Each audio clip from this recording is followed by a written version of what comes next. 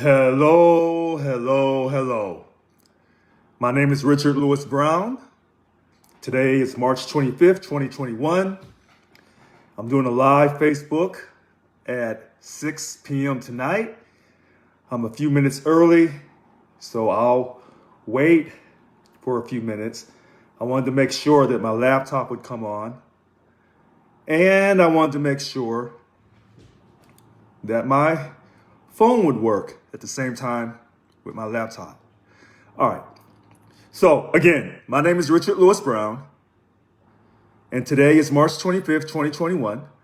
This is a live Facebook video, and I've been asked to talk about my sincerity and my integrity for Local 1000. So we start at 6 p.m.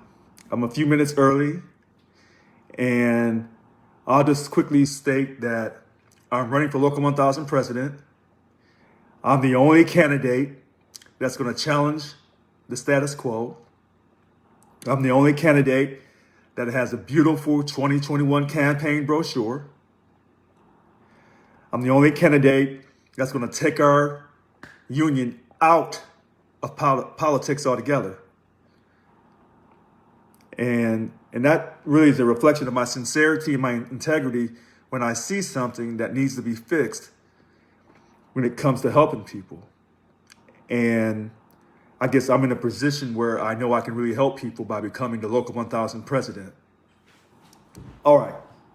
So it's now 5:56 p.m. and I'm trying to see if anyone's going to tune in early. I don't see anyone yet. Anyway, this Facebook Live video will be about my sincerity and my integrity in my efforts to become the new Local 1000 president. Now, I started my state service in 2009, June 8th, EDD, San Jose, California, at the Unemployment Call Center. That was a really tough job. And a year later, in 2010, became a job steward after I passed probation. I became a job steward. I went to some training one weekend in Oakland, California. And that's when I became a job steward. But I didn't really become outspoken until 2012. And then I had moved back to Sacramento in 2011. I'd gotten a promotion to work at the state treasurer's office. 2012, if anyone remembers, that's when Governor Jerry Brown wanted us to give up one day's pay, the 2012 POP. And let me be crystal clear. We had a 2010 to 2013 contract where we had already given up one day POP in order to get that contract signed. He came back in 2012 and asked for another day. So this time the union decided to let the people vote, and supposedly it was an overwhelming vote, even though they never announced how many people voted for it, but it was an overwhelming vote to give up one day's pay. And I was very outspoken about that, and I questioned Yvonne Walker on video. It's on my website, createexcellence7437.com. I said, this is wrong. You know, you have a signed contract. As a union, you're supposed to enforce your contract. And as a job steward, we're told to enforce our contract for all of our represented employees, not just due-paying members. So that was a really, that was a signal to me that I needed to run to become the Local 1000 president, because no one else was that outspoken. No one else was willing to fight her on how wrong she was. And I told people at that time, if you give up money once, you'll give up money again. Okay, so it's 5:58 and one person has joined. I don't know who it is. So I'm going to start completely over. All right. My name is Richard Lewis Brown. Today is March 25th, 2021. I seek your support to become the new Local 1000 president. This Facebook Live video is in the evening time, and I've been asked to talk about my sincerity and my integrity to become the new Local 1000 president. Okay. So, as I stated, a few minutes ago, I started my state service for the state of California, June 8th, 2009. A year later, in August, I became a job steward. I went to one weekend, Saturday and Sunday in Oakland, California, and became a job steward. This is before they created this Bayze Labs program. All right. And I was working at the call center, EDD. Now, I got a promotion, came back to Sacramento in 2011. It was in 2012 when Governor Jerry Brown asked us under a signed contract to give up one day's POP, the 2012 POP. And that's when I became outspoken because I said, this is madness. We're a union. We have a signed contract. You never, ever give up your money while under a signed contract because that shows a sign of weakness. So I was very outspoken, more outspoken than the other job stewards. No one really knew who I was. And I'm on video. It's on my website, createexcellence7437.com. I'm on the video. Local 1000 ran a video at a town hall about should we give up our money. So the vote came back. They let the membership vote on it, which I said you should let everybody vote on it. And allegedly, it was overwhelmingly passed, but they never told us the number, which was a lack of transparency. So when I saw that, I became really outspoken again, and I said, I'm going to run for president in 2015. Now, I said this in 2012, but no one believed me.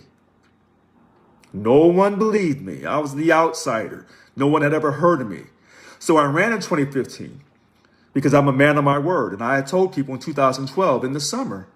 Actually, I think I sent an email out in July saying I was going to run for Local 1000 president. So I held to my word, ran in 2015. I did not use social media with that campaign, but I was doing videos and emailing, getting people to watch my videos. I am the original person that said, quote, let's change the union. I'm the one that said that in 2015. That was my campaign slogan. Let's change the union through courage, integrity, and vision, CIV. I haven't said that in so long, I'm surprised I even remembered it. I'm the original transparent person. And I'm the one that demanded that we always be transparent. Because when you're not transparent, then you have something to hide. So that was just my first step in showing my sincerity and my integrity. But you can always find out if a person is true to how they feel. Look at the money. I have spent over $33,000 of my own money. I repeat, since 2012, I know it's a lot more, but I did an estimate today. I've spent over $33,000 of my own money to become the new Local 1000 president. So when someone makes the comment, those brochures, Richard, 2018 brochure or my 2021 brochure, that wasn't cheap, they're right. Because I use a graphic designer and I use a union print shop, and I legally used the union print shop to print those brochures. So this is another sign of me showing my sincerity and my integrity, spending my own money. And let me repeat this to you on March 25th, 2021. I have never worked for Yvonne Walker. I have never been trained or mentored to come into these elections to split the vote. I've never, ever done that. I have never worked with Yvonne Walker. Okay? I do not work for any right-wing foundation or any anti-union foundation. Let me repeat this for you again. Don't let these people lie to you about my sincerity and integrity and my integrity. I have never worked for Yvonne Walker. She's never trained me. She's never mentored me like she's mentored Miguel Cordova, Sophia Perkins, or a lot of other Local 1000 leaders.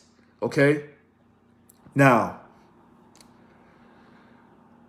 I have not been hired by a right-wing party, anti-union party. I'm going to repeat that for you again. I have self-funded my campaigns since 2015 on my own, which is the same way I put myself through college, Arizona State University, ASU, Sun Devils, 100% self-financed.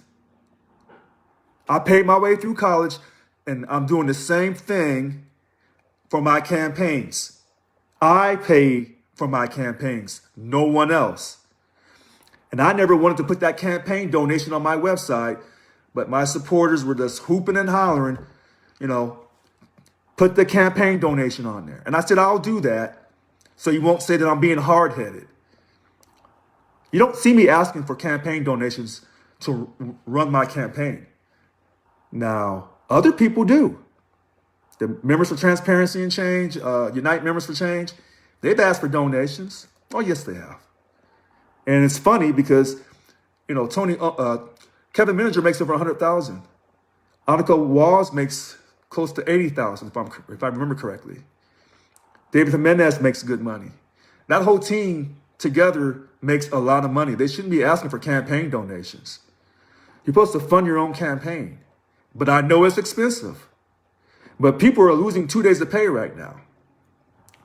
So to ask people to fund your campaign when they're already losing money, when they should have never had to lose their money, again, this is my sincerity and my integrity. I put my money where my mouth is. I see the comment. I see you. Okay. Now, here's the third thing. I'm the only candidate running that has the integrity to tell you your union can never serve you while it's involved in politics because it divides our union. It divides our union. I'm the only candidate running that's telling you this because I'm sincere and I have integrity. But this is how things work. I've been saying this for years. We can't be involved in politics. And people tell me that I'm crazy because they say that politicians are our bosses. My sincerity and my integrity tells you that that's a lie. That's a lie that Local 1000 leadership wants you to accept. But I'm sincere and I have the integrity to tell you, you're the taxpayer. You're a voter. You're these politicians' bosses. That's the real story. But here's where it gets deep with my integrity. I said we shouldn't be involved in politics. Okay, so that's easy to say. Anybody running for office, they'll tell you anything you want to hear to get you to vote for them. Listen to this. With the Black Lives Matter movement, racial justice, last summer, I told people we shouldn't be involved in that. I have stayed consistent that we should not be involved in politics. And a lot of black people were mad at me. And I told them, I said, you know what? Be mad.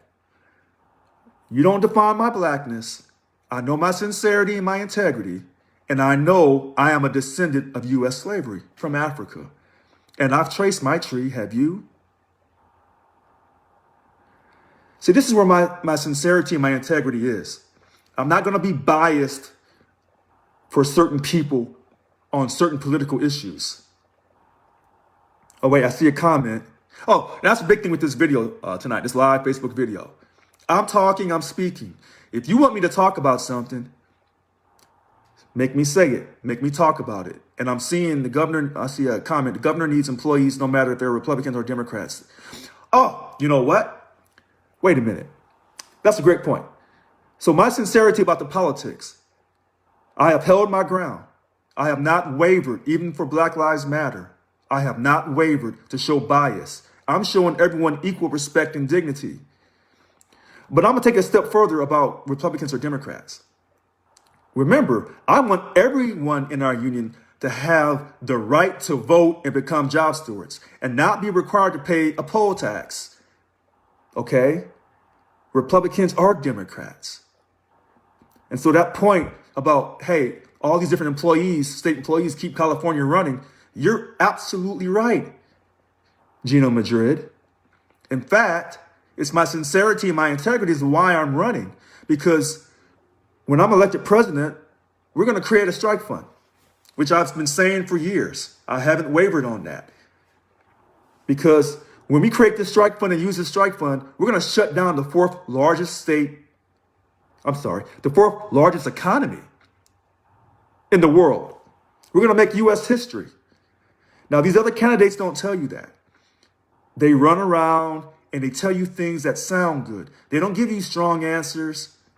They don't give you any strong statements on what they're going to do. They tell you they're going to change things. They're not going to change things because they don't have the sincerity or the integrity. I've never lied about not taking a salary stipend. But Annika Walls and Kevin Manager, Tony Owens, Sophia Perkins, they're guilty because they agreed as a team to take the salary stipend in 2019 after they campaigned in 2018, they wouldn't take it. Now, if you remember, I was sincere about not taking the salary stipend, that I put it in a notarized letter. And I've done it again this time. On the inside cover of my brochure, I was going to get my brochure, but I won't get it. That I'm not going to take the salary stipend. Another sign of my integrity and my sincerity. But I'll take it a step further, Gino Madrid. I'll take it a step further. See, sincerity and integrity means you're not a hypocrite. And I said Local 1000 is full of hypocrites, starting with Yvonne Walker. We need term limits for statewide, not just for statewide officers, but for all elected positions. But see, the hypocrites tell you they want to put term limits just on the statewide officers. But I'm sincere. We're going to put it for all elected leadership positions for Local 1000. Because I have the integrity to know that you can't create a new culture if you keep electing the same people over and over and over again in untermed positions. See, I have the sincerity and the integrity to tell you that these politicians are not our bosses, but yet they're in term limits. The governor and the state legislature are serving term limits because they're trying to prevent the abuse of power and cronyism and favoritism. But yet, our union doesn't want to do term limits for all elected positions. Now, MTC in 2019 tried to get term limits just for the statewide officers. But that's hypocrisy because some of their biggest supporters are DLC presidents, many of them are DLC presidents, who are serving in unlimited terms. Now, that's just hypocrisy. Here, I'll take it a step further. I keep taking these steps to show you the sincerity and my integrity. 2015, Yvonne Walker tries to get the salary stipend, but she doesn't get it, but she tried. I was part of a group in November of 2015 that was close to getting her out.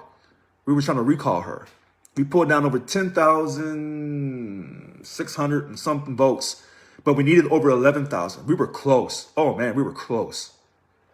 And then when she got the salary stipend, after that 24-hour marathon session on June 26, 2016 in LA at the Holiday Inn, I led the recall in July of 2016.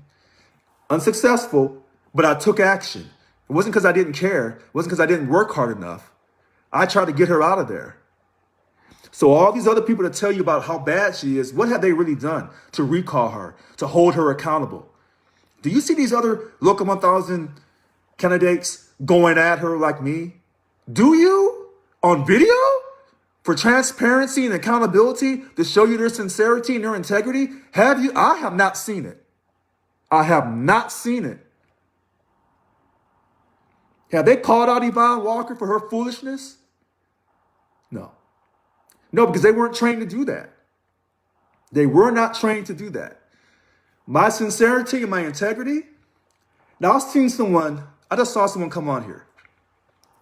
She's going to laugh when I say this. Someone that knows me from when I was a kid.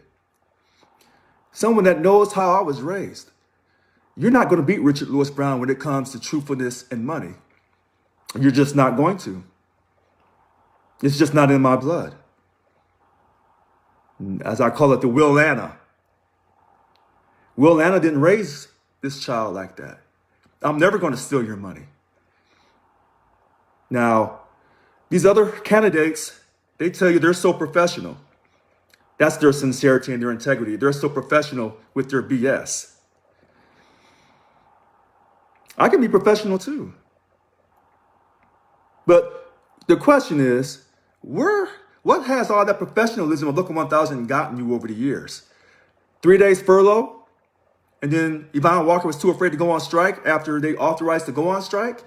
One day POP 2010, one day POP 2012, 2 days POP for this fiscal period, 2 days scheduled for the next fiscal period. Where is all this professionalism getting you? Oh, don't forget about that OPEB 3.5% that kicks back in on July 1st, 2022. So if we don't get that 2% pay raise on July 1st this year, we'll get the whole 7% next year on July 1st, 2022. But minus that 3.5 OPEB, you're not getting ahead for a 3.5-year contract. My sincerity and my integrity, I showed you on the contract when it was finally printed a year later on the inside cover.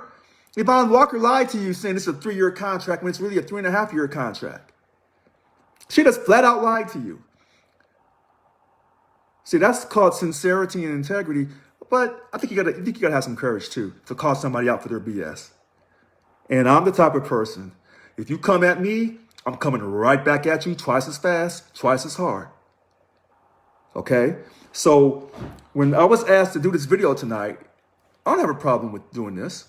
I've already promised people I'm going to do videos in the morning. I'm going to do them in the evening. I'm going to do it at night.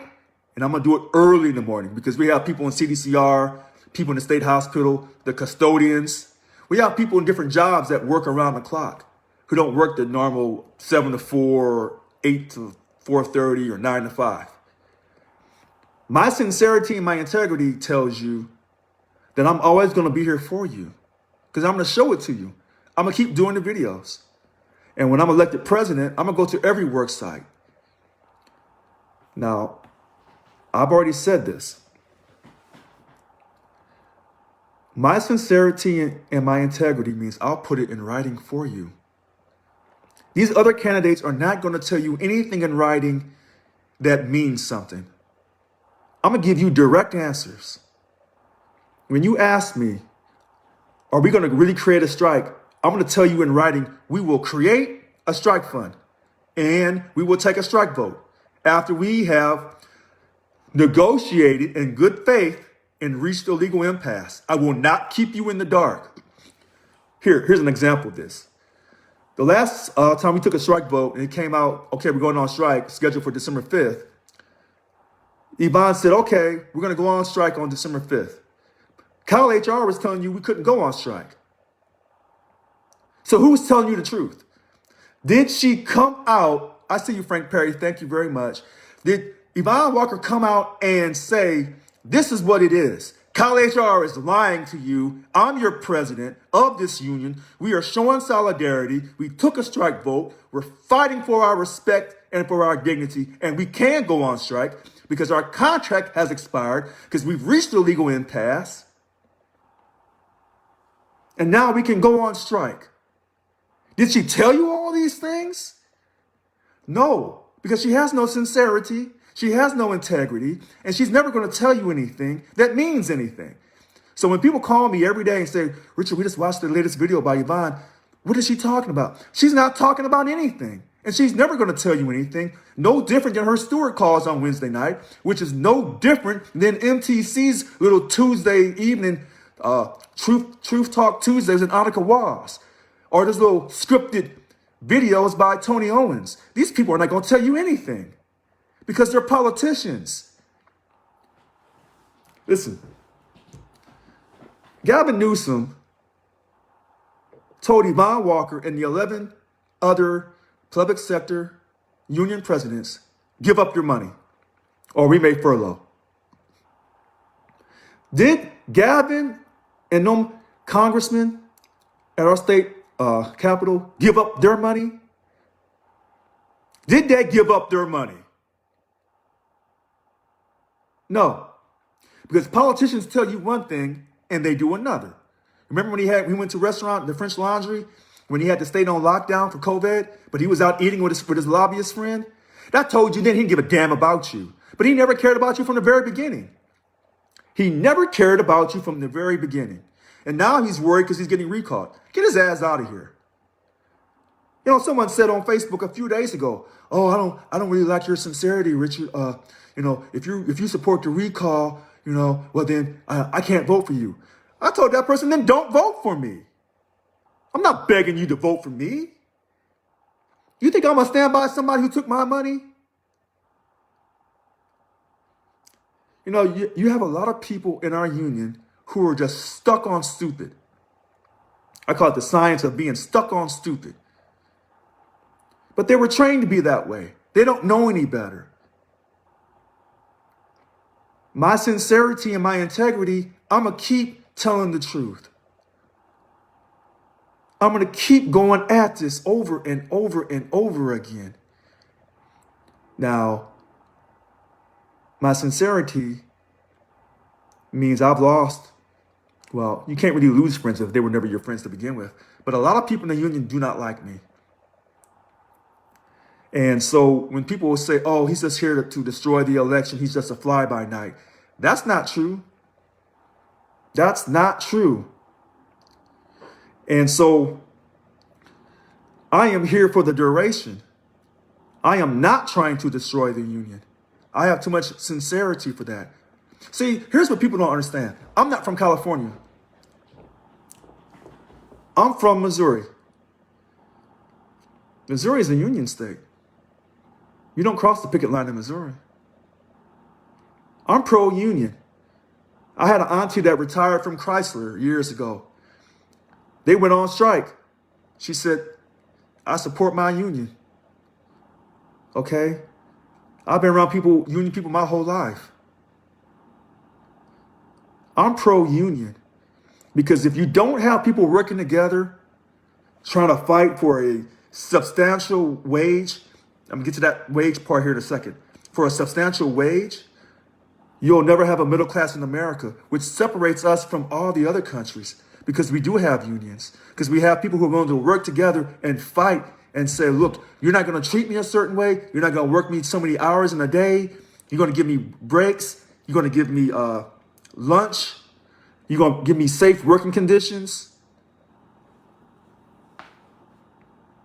Let me say this to you. Integrity means that you tell the truth when no one is really looking. If you think fighting for a living wage is going to get you ahead, that's going to protect you and your family, don't ever buy that living wage.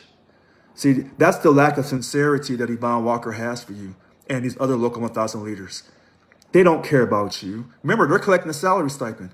Yvonne's collecting $67,500 yearly salary stipend. That's not affected by the POP or furlough. Wait, Richard actually shouting out our custodian speaker, blah, blah, blah. Okay, thank you, Frank. Now, she does not care about you, and neither does Annika. She's still collecting a salary stipend. See, when they say they're fighting for you and that they're sincere, that's a lie. You cannot make it off no living wage. You're a union represented employee. You're supposed to have a substantial wage so you can put your kids through college. Okay? But when they can convince you that all you need to do is get a living wage, what that means, that translation, because I have the integrity to tell you the truth, because I'm college educated. Listen, when they tell you living wage, that means you're living day to day. And you're begging them for mercy. We're a union. We're not begging nobody for anything. We're going to work together. We're going to create a strike fund. We're going to let everybody vote. And this time requirements for you have to be a job steward for so many years to run for statewide office. That's nonsense. Okay? That's nonsense. But I'm sincere in my efforts to do all these things. And that's why I spent money over the years. And I've taken criticism over the years. These other people are not sincere, but I am. You say, well, how do we really know, Richard? I mean, if you're not from California, how do we know you really spent that money? Give me a break. Give me a break. Okay. You know those brochures and those pictures were not cheap. Okay. My weekly emails I send out, that is not cheap. Now, I've been talking for a few minutes. Now, I see Frank Perry, I see Maureen Green, I see DSAC. I want people to ask me questions about myself or any candidate. Remember, I don't script, I don't rehearse. And I'm going to answer them as fast as I can. So I'm going to let you guys start sending me comments, ask me questions. And I know the big thing is, why are we still on this POP right now? Because that's ridiculous. We shouldn't be on POP. So send me some questions. I'm waiting. I'm gonna slow it down. And if I don't know your answer, then I'll have to write it down. And then I'll have to get back with you. So ask me some questions. Come on, Frank, Maureen. Who else is on here?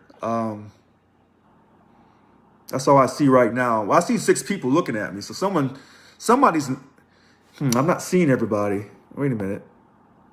Let me see. Ask me some questions. Don't be afraid to ask me questions. Oh, okay. Are you support? Oh boy. Woo! Okay, Maureen. Oh boy. Oh, you got me sweating.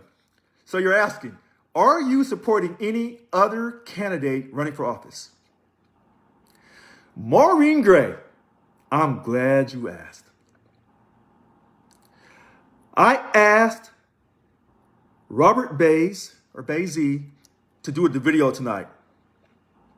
Hold on, D-Sack. Let me answer this question about the other candidates. Now,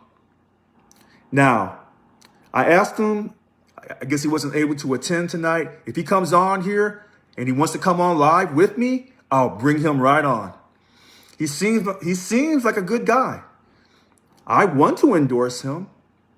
I really do. But right now, as far as me supporting the other candidates, I'm not supporting any of the other candidates, Maureen. Now listen to this, Maureen. I'm running for office by myself.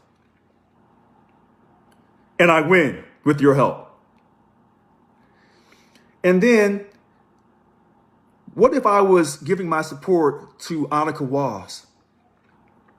So Annika Walls pulls support from my voters, people like you, and from her voters. And so I win with maybe 7,000 votes. And Annika Walls wins with 10,000 votes. Annika Walls is going to feel that she's more important than me because she pulled down more votes. Because she pulled down votes from her slate and people supporting me.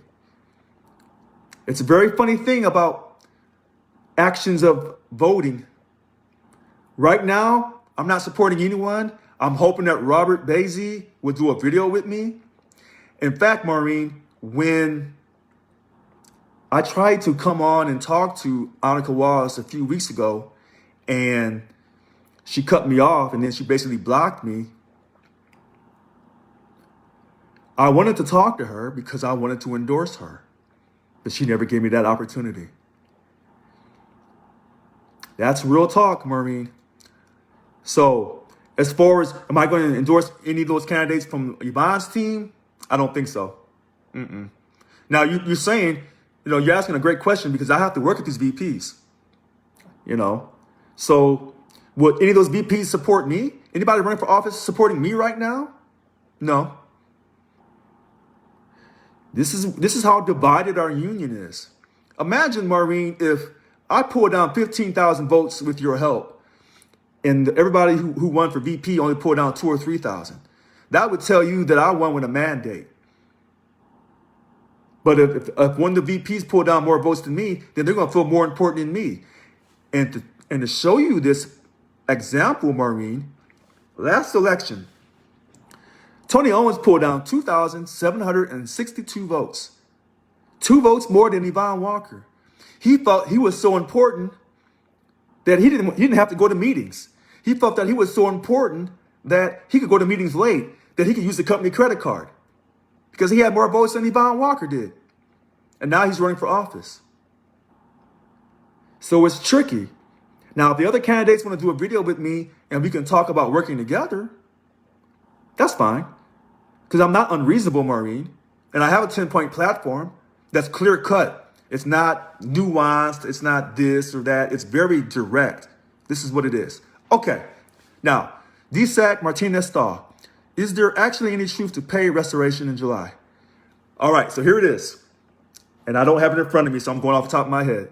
Side letter agreement says, If they don't have an agreement by next week, Tuesday, March 30th, about our 2% for July 1st, 2021, between Local 1000's cost task saving force and the state of California, if they don't have an agreement, we won't see that money till next year, which means the 2% for this year, for July 1st, 2021, and the 2.5% that was delayed from July 1st, 2020, we'll get all of that along with the 2.5 schedule for July 1st, 2022.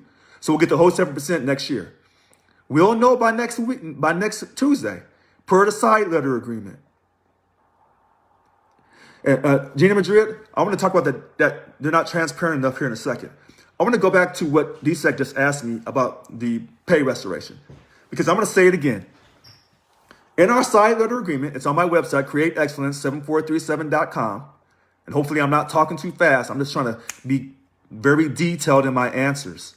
Okay. We don't have an agreement by March 30th between the cost task savings force of Local 1000 and the state of California for that 2% on July 1st, 2021. We'll see it next year, along with the 2.5% from July 1st, 2020, and the scheduled 2.5% scheduled for July 1st, 2022. So we'll see a total of 7%. But remember, the OPEB kicks back in on July 1st, 2022 of 3.5%. So you'll only see a net of 3.5%, 3.5% net for a 3.5-year contract. Okay, hopefully I've said enough. All right, why won't these other people debate me? Gina Madrid. They will say that I've assaulted their character. I've gone at them hard. Let's be honest. I've gone at these people hard because they're liars. Okay. They'll say they don't have time. They'll say they don't want to debate me. But they're going to fight for you. But they won't even debate me. So if you won't debate a job steward, Richard Lewis Brown, then how can we expect you to really fight these politicians at the state capitol? Your answer is they're not going to fight for you. They're never going to fight for you at all. They're going to keep spending money on politics. So the reason why they don't want to debate me is I've called them liars and hypocrites. If you debate me and I can clearly show where you have lied, and I've showed it on Facebook and I'll have the contract in front of me, what are they going to say to me? Remember, on my brochure, I'm showing you in 2019 where Annika Walls tells you, we agreed as a team to take the salary stipend when they said they would not take it in 2018. These are just liars. These are just liars. So in a sense, they cannot debate me. To be honest with you, they don't have the intelligence to debate me. Because what happens is they'll say, oh, Richard's angry, he's delusional. And I've already told you that's racism. That's a racist statement about a black man when he speaks with passion. And it's powerful. And the only time a black man is allowed to speak with passion and power, the only time, in the name of God in church. Any other time, he's considered radical. And so, you know, when a person comes to debate me, when you hear me talk enough, what happens is you start to detect that I'm totally sincere and the other person is not sincere. That's what happens. Debating me is like going on 60 Minutes or, Dateline. I'm going to give it to you. And that's what they can't take. Yvonne Walker can't handle me. See, Yvonne Walker has bullied people all these years in the union. That's her lack of sincerity and integrity. She's a woman and she's a black woman. So she's doubled down twice and gotten away with bullying people. And then other people have picked up her tactics and then they do the same thing. These people can't bully me. Listen to this. My sincerity and my integrity. Everyone on Facebook has my phone number. People in the union, people outside the union. My number is all over Facebook, 408-207-2339. I give people my address, 3225 43rd Street, Sacramento, California, 95817. I'm giving you my phone number. I'm giving you my address. That tells you I ain't afraid of nothing. Come get at me if that's what you're looking for. If you think you need to come by the house to holler at me, come on through. You want to do a debate with me on, because that's safer for you? Yeah, sure. That's more professional? Sure. Now, here's another thing why they don't want to debate me.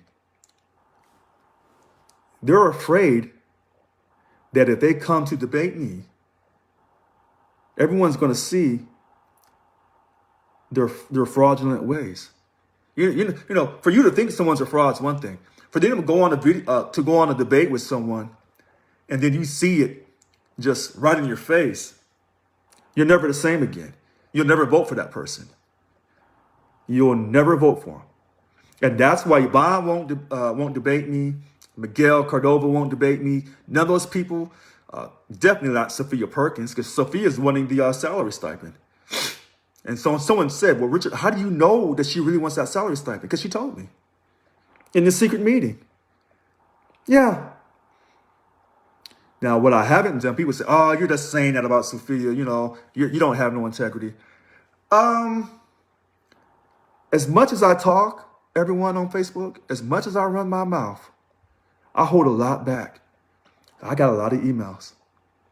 I'm going to leave it at that. I got emails. So this is where it's at with my sincerity and my integrity. I'm real. Richard the Real. I'm as real as it gets. And for someone to question that I'm trying to destroy the union, or, I'm trying to manipulate you, or I'm working for you, Bond, that's just a bunch of garbage. All I'm hoping for is that people will turn out in huge numbers to vote. And this is why I tell people every day, you got to tell all your coworkers. You got to tell all your coworkers, Richard Lewis Brown's legit. Now, some people say, oh, he's not professional enough. He never answered my question. Let me tell you something. I can put on a suit with the best of them and go to work on somebody. Okay? All these people telling you that I'm not so professional, I'm not professional enough, but yet I was professional enough to serve in the Air Force and die for you. Yeah, how about that? I was professional enough to graduate from Arizona State with a bachelor's degree in finance. How's that professionalism? Since I'm not professional enough. See, all these other people, they give you this image. It's a fake image. It's just fakeness. And if you ever watch those videos with Annika Waz, what are they really talking about? Remember when I said last weekend they were talking about, oh, we have all these policy proposals, but Yvonne wouldn't let us do anything. They sound like crybabies. And so when I call it California crying, people get mad at me. But that's what they sound like. What they should have been doing last weekend is saying, why the hell are we still on PLP? But they don't think like that. They're not even on the same playing field with me. They should have been screaming, what are we doing every minute of the day to stop this damn furlough? To stop this damn PLP. Because furlough, the state would be shut down 1 day a month or 2 days a month. And you wouldn't be able to implement furlough to all the state agencies because some job classifications are mission essential and you cannot furlough them. So you get them to give up their money, quote, PLP. That's a major difference. Every minute of the day, people are asking me, how are we going to stop this madness on this PLP? And I said, put me in office and I guarantee you we will stop this madness. Are these other candidates telling you that? Are these other candidates telling you, I love you so much, and I know what you've gone through with this union and all the times you've lost money and had your hours changed? Have they said, we're going to reduce your dues? Did the union reduce your dues when you lost money? They don't love you enough. See, actions. People tell you a lot of things, but I'm showing you through my actions. I'm showing you every single day through my actions. The videos, Facebook Live, regular video, promotional video, those tweets of mine. I sent the email to Gavin Newsom. He won't read it. But someone said, send the email to him because they were so upset because they don't understand 22 billion in savings, 15 billion surplus, 10.5 billion unprojected revenue. You're getting 26 billion within a couple of days. You gave out 7.6 billion to Californians, and some of these Californians are here illegally. And yet we're still on POP. And yet you're telling people we're on our timeline. We'll visit this on our May revise. Who the hell are you, Gavin Newsom? Where's your sincerity and your integrity? See, that's what happens when you deal with rich people. They don't care about you. That's why we have a union in America. Okay, question. Who is SEIU National protecting? Okay. All right, this is a deep question, DSAC Martinez Stahl. SEIU National is protecting Yvonne Walker? You bet they are. Service Employees International Union, stationed in Washington, D.C. We pay them $15 million a year to carry their name. Okay, $15 million on average every year. We pay them before we pay our own. Of course they want her in office because they can tell her to do anything and everything they want her to do, and she'll do it. Now, the affiliation agreement is it's horrendous in the sense that they control us. See, all this Black Lives Matter, all these racial conversations, all this fight for 15, open borders, all that comes from international in Washington, D.C. Okay? And then we do our own little political stuff here in California. But international is behind 90% of all these politics going on. If international said that they didn't like Gavin Newsom, we wouldn't have been supporting Gavin Newsom. International is a Democrat organization that funds the Democratic Party. That is causing a great division in our union because in our union, we have Republicans, we have Libertarians, we have Green Party, we have people who don't belong to no party. You are dividing our union by funding all of these issues that the Democrats are behind. Now that's the truth. And so, of course, SEIU is protecting Yvonne Walker. See, they don't think I can win this election because if they knew without a shadow of a doubt that Richard Lewis Brown was going to turn out thousands upon thousands of voters with his sincerity and his integrity, they'd be down here right now helping Yvonne Walker. Yvonne Walker be doing videos everywhere. They don't think I'm a threat. I'm telling you, when I'm elected president, we will not spend any money on politics and we will walk away from international. And I said it on March 25th, 2021, 6:42 p.m. You'll never control your destiny with SEIU International controlling you. Listen, they tell you SEIU International is so important. They protect us. Who the hell are they protecting? Did they protect you during that furlough fiasco? Did they? Where were they? Where was Mary Carey Henry then? Did they protect you in the 2010 PLP? Did they protect you in the 2012 PLP? Are they protecting you now? Are they down here screaming? No. Decertify SEIU? No. Not decertify. No. We're going to break our affiliation from SEIU. Maureen Gray. That's what I'm saying. We're going to break away our affiliation. In order to stop all political spending by Local 1000, you got to get away from SEIU in Washington, D.C. because that's a political organization. And they have all these different locals, including Local 1000, paying money to them. Where is Mary Kay Henry right now? Is she here fighting to get your money back? No, Richard Lewis Brown is here fighting to get your money back. Are these other Local 1000 candidates running for office talking about all these policy file changes that they should have done years ago. What are they doing? Are they fighting every single minute saying, we got to stop this? What do we have to do? They don't care about you. They never have and they never will. That's why they're called politicians. I'm not a politician. And that's why I don't have all that experience working in the union, all these different positions. Because Yvonne Walker knows I'm against her. So she's never going to put me on full-time union leave. She's never going to give me any type of special privilege, a special assignment. I'll never get that from Local 1000. And I don't want it.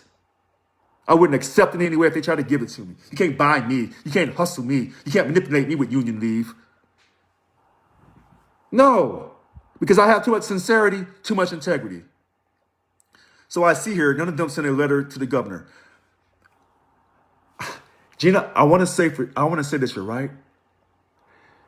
But I can't because they may pull up the document from their email. When I sent that letter to Governor Gavin Newsom, I think was it yesterday? I went to his website because you don't have just his regular email where you can just email him from your regular email. You have to go to the website, and then this says if you want to send an email or a message to the governor, do this. And so I sent it underneath the death penalty. And that's how I sent it. And why did I say death penalty? Because basically he did a rush to judgment, and took our money because of the COVID crisis or the perceived crisis. Wait, I see a thing here. Who will be eligible for the premium pay? Oh boy, Petra Chapman, don't get me started. I'm already fired up. I put the tweet out today. Gavin decides. He'll make the ultimate decision. He makes that decision on who gets the premium pay. Because he's the almighty, he's the governor. Instead of him saying right now, Petra Chapman, I'm sorry, I made a mistake. I should not have taken money from state employees. It's not their fault that we're in this COVID crisis. It's not their fault. All they do is come to work and keep the fourth largest economy in the world going. And they're underappreciated, they're disrespected, undervalued, and it's been going on and on and on and on. Because you don't have no union president that's going to stick his or her neck out and say, enough. Enough. Okay? Now, I see where it says here, CCPOA, make sure they'll get it. They probably will get it. Because Local 1000, our represented employees, especially the ones in CDCR who put their necks on the line, I bet they don't get a damn dime or they'll get a few pennies. Listen, how do you expect Gavin to give anybody premium pay when he took our money to begin with, when he didn't have to because of his rush to judgment? Because we didn't have good legal representation. See, it's a rush to judgment when you're a poor person and you can't afford to get a good attorney. We have for our attorney, Yvonne Walker, the high schooler. The high schooler.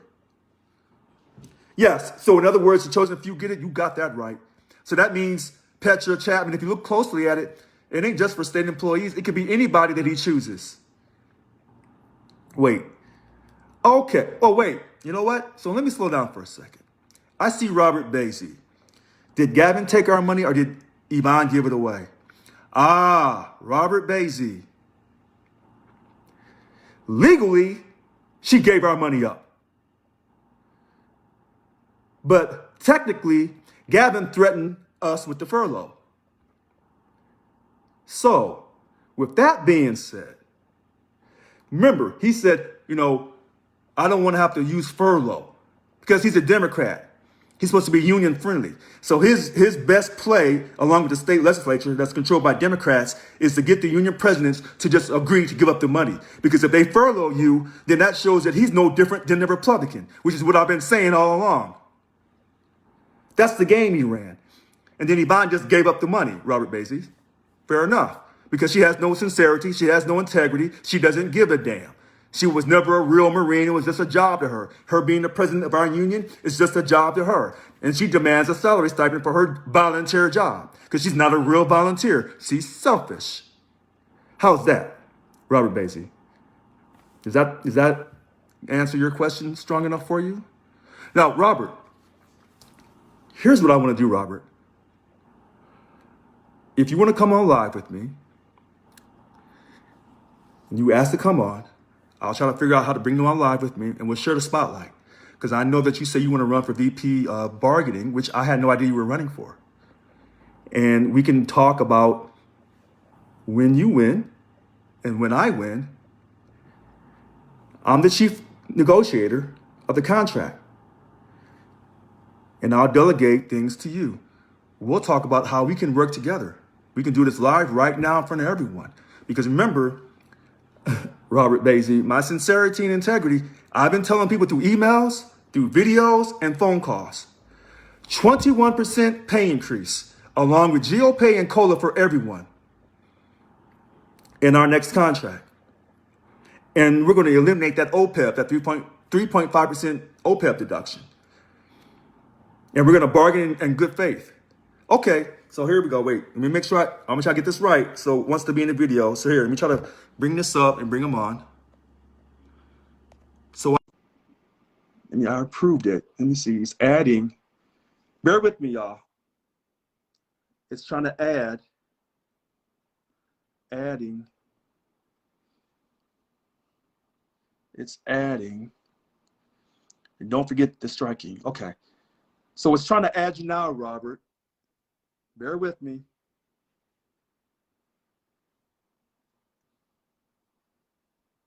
Are you there, Robert? Okay, the guest declined the live video invitation. Okay, so he declined it. All right. So maybe he's having some difficulty. Okay. But Robert Bayze, I thought, was sending me an invitation. He wanted to come live with me so we could talk about how we would work together. Okay. Now, I'll continue. Oh, he's trying it again. All right, he's trying again. Let's see. Allow your viewers to request to join you as a guest on the broadcast. I'm approving it, so we'll see if he comes on. No answer from the live guest. All right. So I tried to approve him a second time to come on. Maybe he's having some difficulty. Anyway, these are great questions that people are asking, and you know, I'm really passionate about this, as you can see. And this is my sincerity and my integrity for Local 1000, because I know in my heart that I'm the only candidate that's going to, quote, create a new culture for Local 1000. And I'm going to make sure that everyone is treated with fairness and respect. So, all right, I'm trying to add Robert Bayze again. Yeah. What's up, Richard? Hey, how are you, Robert? Good. I'm glad it let me on. I was worried there for a second that it was saying no. All right, Robert. Thanks for joining. Yeah, I didn't decline the invite. I was the one who requested, right? Yeah, you did. I was trying to bring you on twice, but the third time was the charm. So, okay, yeah. No, I was asking that question facetiously, clearly. Oh, okay. You know, about Gavin and or whether he took it or whether we gave it away. Obviously, I know the answer, that we just rolled over and gave our money away for no reason. I clearly cannot. I mean, I know you're intelligent, so maybe you can help me, but I also am very intelligent and can't seem to find out a reason why we would have a signed contract that says that we get X salary raise and then we would just give that away for no reason. But it doesn't make sense to me why we would do that other than corruption. Clearly, I mean, I could find reasons, but there's no reason a union should negotiate a contract and then give away the benefits of that contract. Robert, what you're saying is how probably 90% of the union feels. It's just common sense. So when I first got started here tonight at 6 p.m., they did this in 2012 under a signed contract. The 2010 to 2013 contract, Jerry Brown came back and said, I want another day PLP. And this time they let the membership vote on it, and it allegedly came out they agreed to give up 1 day's PLP. That was a mistake. They should have never agreed while under a signed contract to go back to vote to give up 1 day a month pay loss. Ever. Ever. Ever. Okay. I mean, I've never seen a union contract, especially for the state, where, we sign a 3-year contract, say for 2% per year, and then they go, oh, you know what? We're going to go ahead and give you 5% this year. Like, Wait, so they never break the contract to say they want to give us more than what the contract offers. So why would we ever bend and take less than what the contract offers? It makes no sense. well, Robert, because you're using common sense. And let me say this to you, Robert. I put up on Facebook several times, maybe you missed it, our 2013 to 2016 contract. It states on the inside cover, and I kept screaming about print out the damn contract. It states on the inside Right. cover, 2013 to 2016, no PLP or furlough during the term of this contract. That language should be in every contract. If it's not in every contract, then you shouldn't be putting in a no strike clause. So I say that to you with passion, because if we're working together and we're trying to get this contract together, the state always wants to have a no strike clause in there. But I've already gone on record stating we will not ever be PLP'd or furloughed or any other type of action that reduces our money or changes our work hours. Do you agree with that? One more time. I said, when I'm leading the contract, we will never take a contract to all represent employees to vote that does not have PLP and furlough protection. We'll never take a contract. Oh, yeah. Do you agree? Yeah, I mean, Okay. if there's a no strike clause, I don't know why there wouldn't be a no PLP clause. Like, that's a one directional contract, and the street goes both ways. Like, at least at minimum, we're the ones in power, really. But yeah, definitely no PLP days like Or that. That should furlough. automatic. Or, Yeah, or, that it should or be and that should be automatic if you're agreeing not to strike. Like, well, wait a why minute. would we? Why would we not? I agree with you. Why would it disappear from the contract? Like, I don't understand why that would be the case either. If you're really fighting for the members on a strong contract.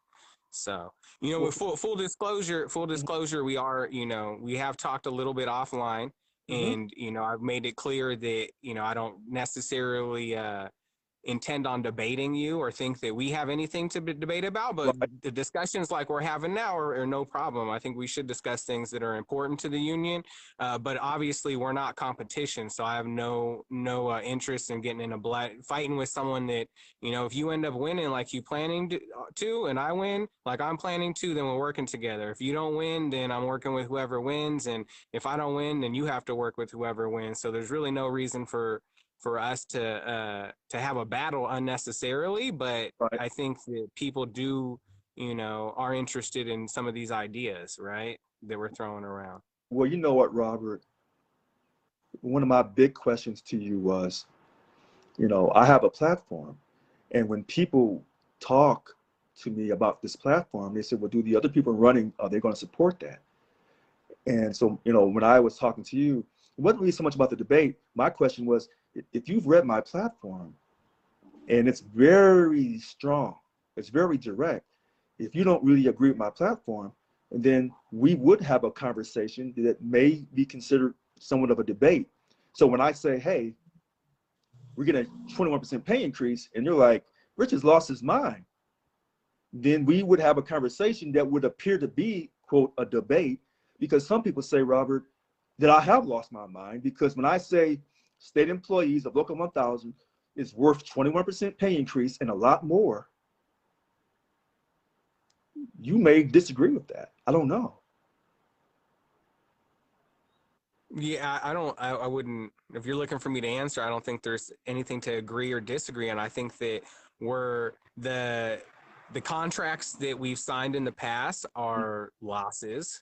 Okay. We need a win, and a win could be any amount of money. I mean, it might be 21%, it might be 41%, it might Mhm. be 15%.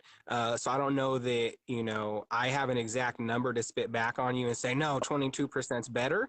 Right. But I think that it needs to be substantial. I think that if you look at our pay compared to inflation over Right. the years, we're getting our asses kicked, by inflation alone, right? And Right. so I think that it's very clear that we need a huge raise, but I don't know the exact number on what that would be. But your goal of 21% is a lofty goal. Whether we can get there or not, I think people might debate you on. Some of the presidents or people who are running for president should maybe debate you on if they think that that's too high. But you're probably not going to see that because the reality is we both know no one's going to come on here and say that state workers deserve less. No one's going to say, oh, we only deserve 5%. Like that's Right. not going to happen. But there are certain things that I think the first thing that you and I, or that you said you agreed with me on, because you just read some of my posts and Mhm. you've interacted a little bit, and I mentioned a particular item that I think you kind of agreed with a little bit, which was the strike fund.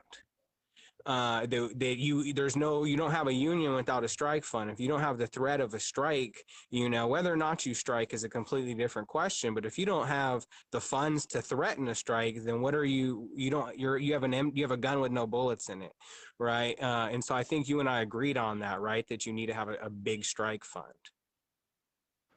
That's right. And the thing about that, Robert, was I'm the only person from years ago that's ever said that.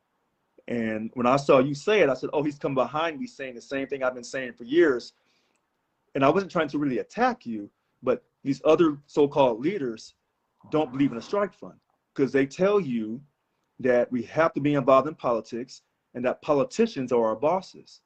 And so when I was asking, well, hey, let's come on, and let's talk about this or debate or dialogue or whatever, if I'm working with the VP of bargaining and that person and I are not on the same page as far as we're going to create a strike fund, and then if we reach a legal impasse and we take a strike vote and it comes out yes, we're going on strike.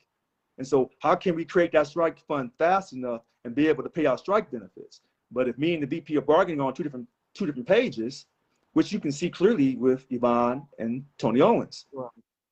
So Right. So I would say, yeah, on that initial premise, so we can agree that, okay, we need a strike fund. We need to be able to fund a strike fund in order to kind of really have that power at the table that we need. And I agree with you. If I win, I agree with you on that stance. The part that I guess that's not adding up to me, and okay, not in an insult out of the way, but just to right, explain it to me, right. is you're saying that you want to reduce our revenues, and I know you're a finance major, so maybe you can explain the finances. I'm just a regular business major, right? No, no, hold on. You want to reduce dues by 50%. Mm-hmm. You want to hire more staff. No, hold on, wait, um, oh, wait, stop, wait. I never said hire more staff. I never said that. or hire different staff, maybe. No, Okay, no, in I, your last video earlier today, you were talking about hiring more lawyers, I no, thought. no. I didn't say. Okay, I'm No, not trying to misquote you if you're no, not no. trying to hire any more lawyers. What I said is, in order to show that we're going to create a new culture, we have to first reduce the dues by 50%, because that is substantial, and people will respect that. Because people have been going through hell with this weak leadership for all these Right. years, and all this money, and they're complaining. So you say, well, Richard, how can you make up the revenue off that? No. It Who, was my question. Go ahead. Go ahead. no, wait. We'll make up the revenue by reducing the dues because remember, we're eliminating all political spending because we're spending half our money on politics. Right. But I guess what I'm saying, so if we're reducing dues by 50%, Mm-hmm. right? And Right. so currently that would bring our revenue somewhere around 25 million a year, right? 27 million a year, somewhere in that ball. We'll just call Yeah. it between 25 and 30 million a year. Okay. And so if we deduct the operating costs of the union, what's left over to build this strike fund? So if we're Uh, only taking 25 to million, 30 million, we have the operating costs of it because we're going to be strong for members, right? Like we're going to make sure we represent everyone. We're going to make sure they have good representation. We're going to have professional bargainers at the table. All that costs money. So what's left over to build the strike fund with? again, again, we're spending half our money on politics. If you eliminate political spending, then you don't have to worry about that. So even if you Well, reduce, and that's what I'm saying. So specifically, like we're talking about, if we reduce our income by half, you agreed it's about 25 to 30 million what we'd be left with. If we didn't spend any of that on politics, we just spent 100% of that on the operations of the union. How much is that operations going to cost, and then how much is left over? No, stop. Wait a minute. Hold on a second. That's not true, because half your operations is spent on politics. I keep telling you, when you look at the dues dollar breakdown, half of our money. I'm eliminating politics. So what I'm saying is this: if you take away all the political spending, you save half the money. So that money, half that money you were saving by getting rid of politics, you can give it back to the dues paying members by reducing their dues by 50%.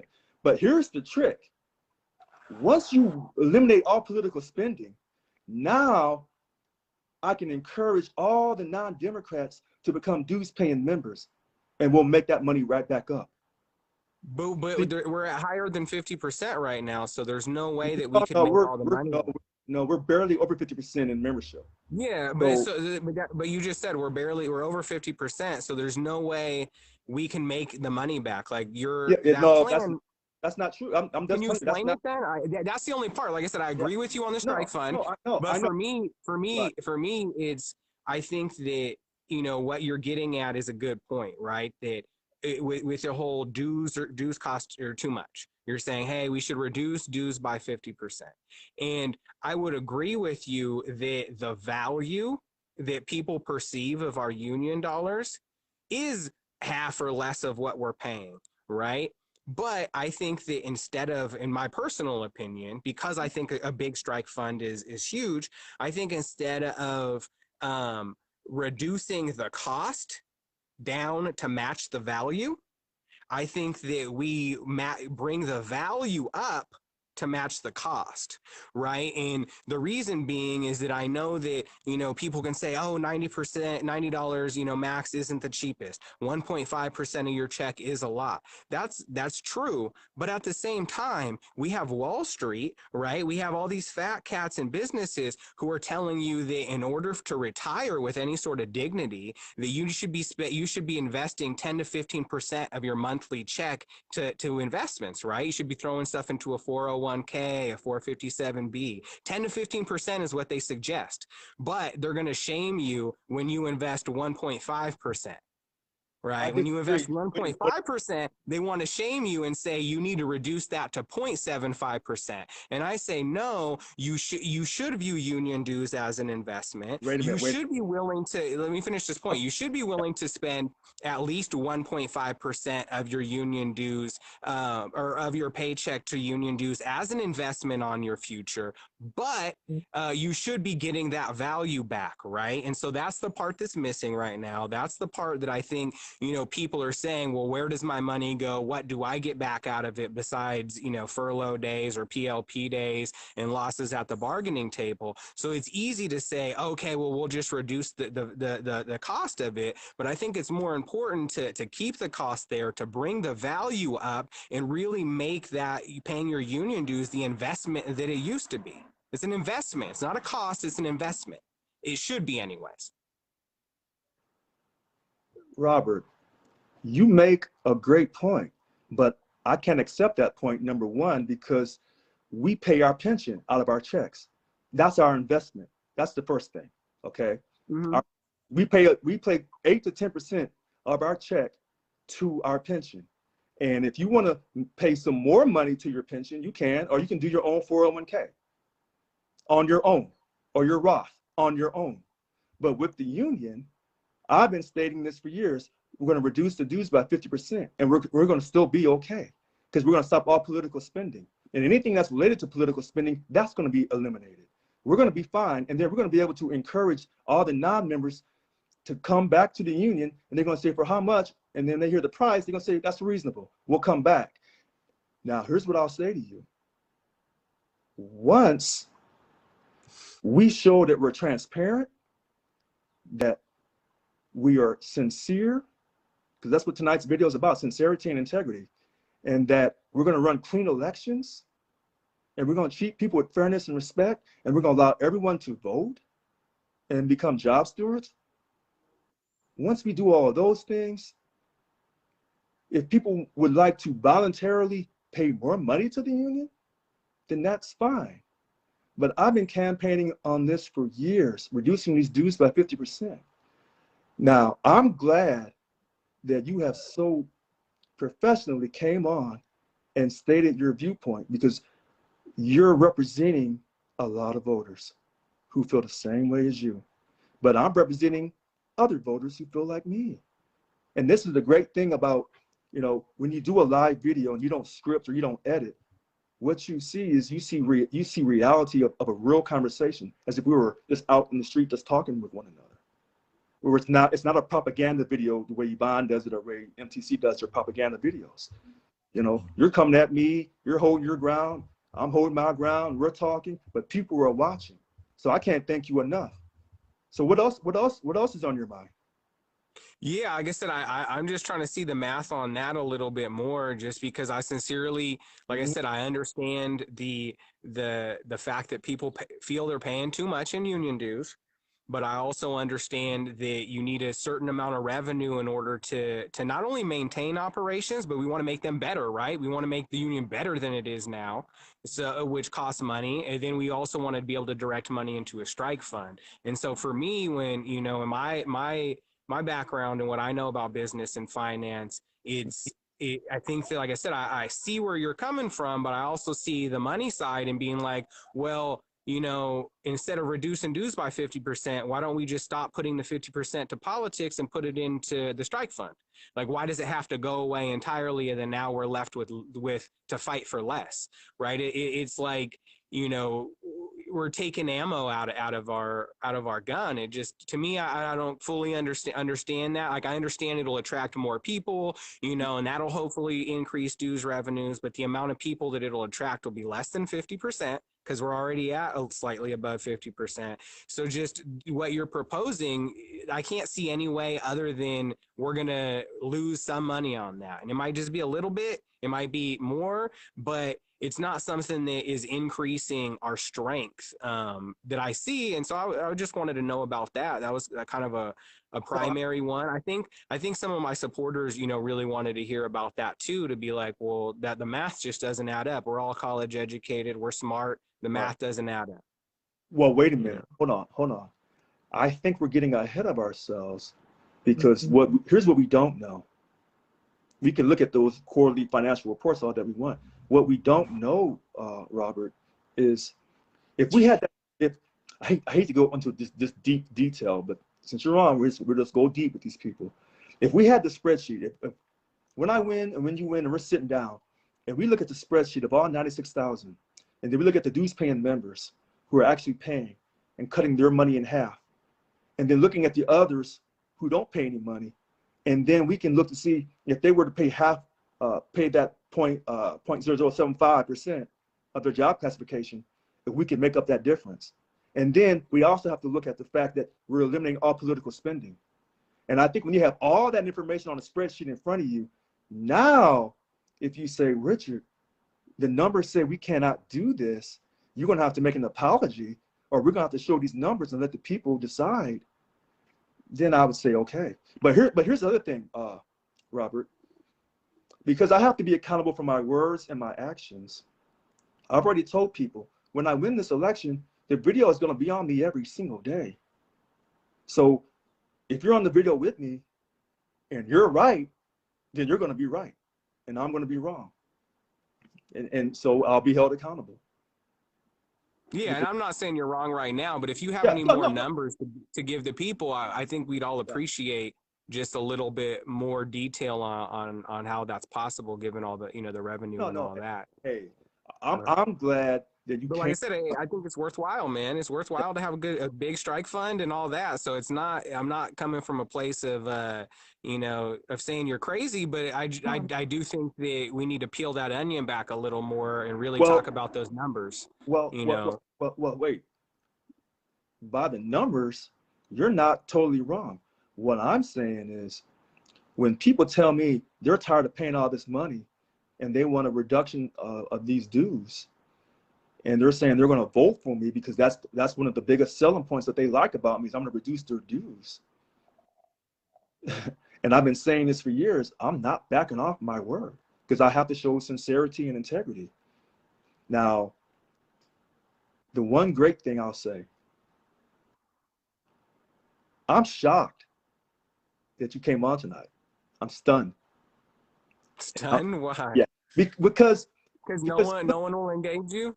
well, hold on, wait a minute. You thought I was scared of you? No. I knew you weren't scared. Listen to this. I talk a mile a minute, and I've been talking stuff about these local 1,000 leaders and how I know they don't got it in them to deal with me. But I didn't see you coming. See, and that was my whole, when I was looking at all these campaigns and I was told the slates, my heart said, okay, these people from different areas have called and told you each slate and each person for their position. And it was absolutely right on September 25th, 2020, when I posted all that information. But my heart said, what happens when someone from the an outsider like you shows up on the scene? What are you going to do now? Because you didn't prepare for that person. But now that you've come on video with me, okay, I got you. And I love it.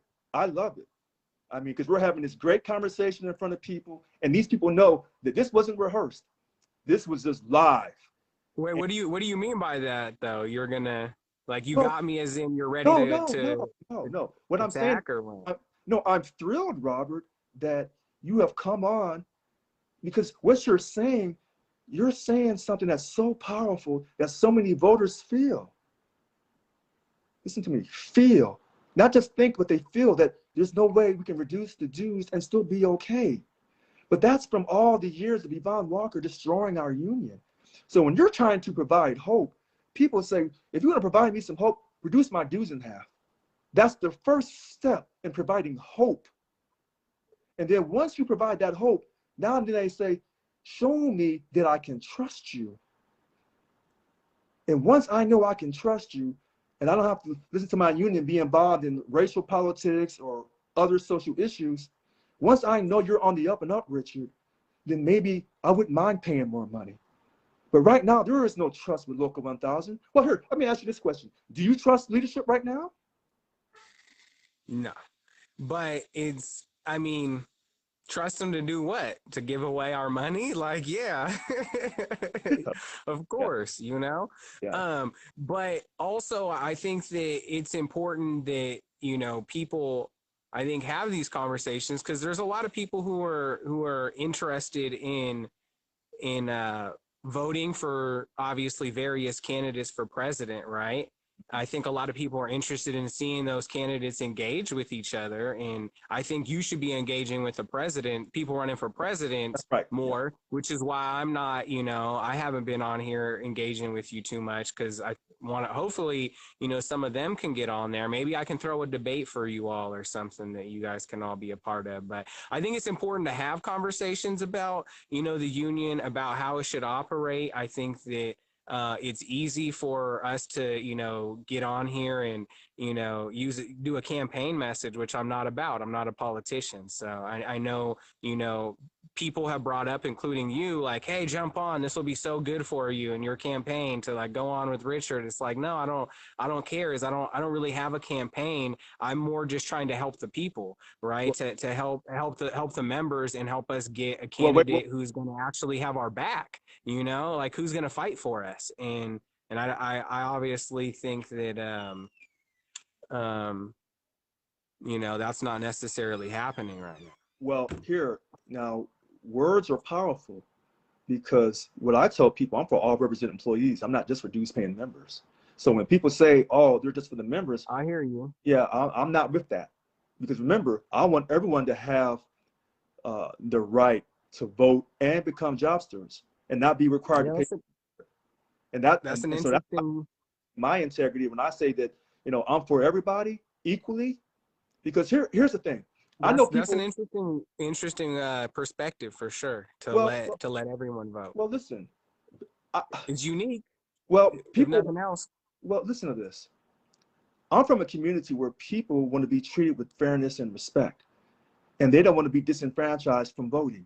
Okay, that's the community I'm from, and I'm from Missouri, the Right. South, or the central most located state in America. Okay, The show that's me who state. that the show me state. So that's who I am. I'm for equality, but I can't scream this and that about equality and then look at my union and think my union that's being led by an African American woman who's disenfranchising the majority of people in the union who are white people. And you think I'm gonna sit back and think that's cool? No. Right. And I so, feel you. Let me yeah. ask you And this. Let so, me ask you this. Oh, yeah. go ahead. No, I no. was gonna say, let me ask you this. Would you let anyone who's watching right now, it says there's what, like 10 people watching, would you let anyone who's watching right now make the rules in your house? For the house you're in right now, you're at your house, I'm assuming. Would you let me or anyone else make rules for your house? Probably not, because we don't pay the bills for your house, right? And so you're like, I make the rules. This is my house. And so, in that same way, I kind of hear that argument from people who are saying, yeah, we don't want to disenfranchise voters, but at the same time, why would we let someone who doesn't pay the bills in our house make the rules for our house? And so I kind of see the argument with, like I said, I'm not arguing with you, No, but I no, see no, what people no. are saying. No, I no, see what Robert. people are saying, well, the minimum you should do is you should sign up to be a member, Wait a minute. Right, in right. order to help us make the rules for the house. If that Robert, makes sense. Robert, you have stated that point perfectly. But now let me give you the answer to that. Yeah. Local 1000 controls 96,000 people's wages and working conditions, called the exclusive representative clause. When you control someone's wages, you got to allow them to vote, period. And they got hustled. These people from back in the past, in 1977, September 30th, the first time Governor Jerry Brown ran, he hustled these state employees. He said, I'm going to let you unionize for labor peace. But what he was really doing was trying to control state employees by putting them in different bargaining units, ended up being 21 bargaining units, 12 different public sector unions. But that exclusive representative clause means Local 1000 controls your wages or working conditions, whether you pay money or not. And when they Right. signed up for that, that means you should let people vote and become job stewards, whether they pay money or not. That's trick. That was a trick from years ago. And I'm glad you brought that up because I've been So meaning.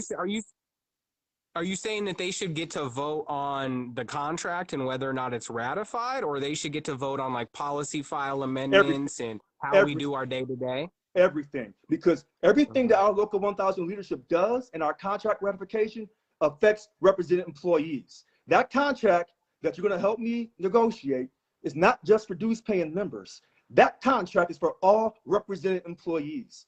And the leadership that's leading the negotiations on that contract were voted on and should be voted on by all represented employees. So these people that tell you that little parable about, oh, would you let somebody in your house who doesn't live in your house, whatever, tell you what to do with your bills? No, that's a fallacy. That's a hustle. That is not true at all.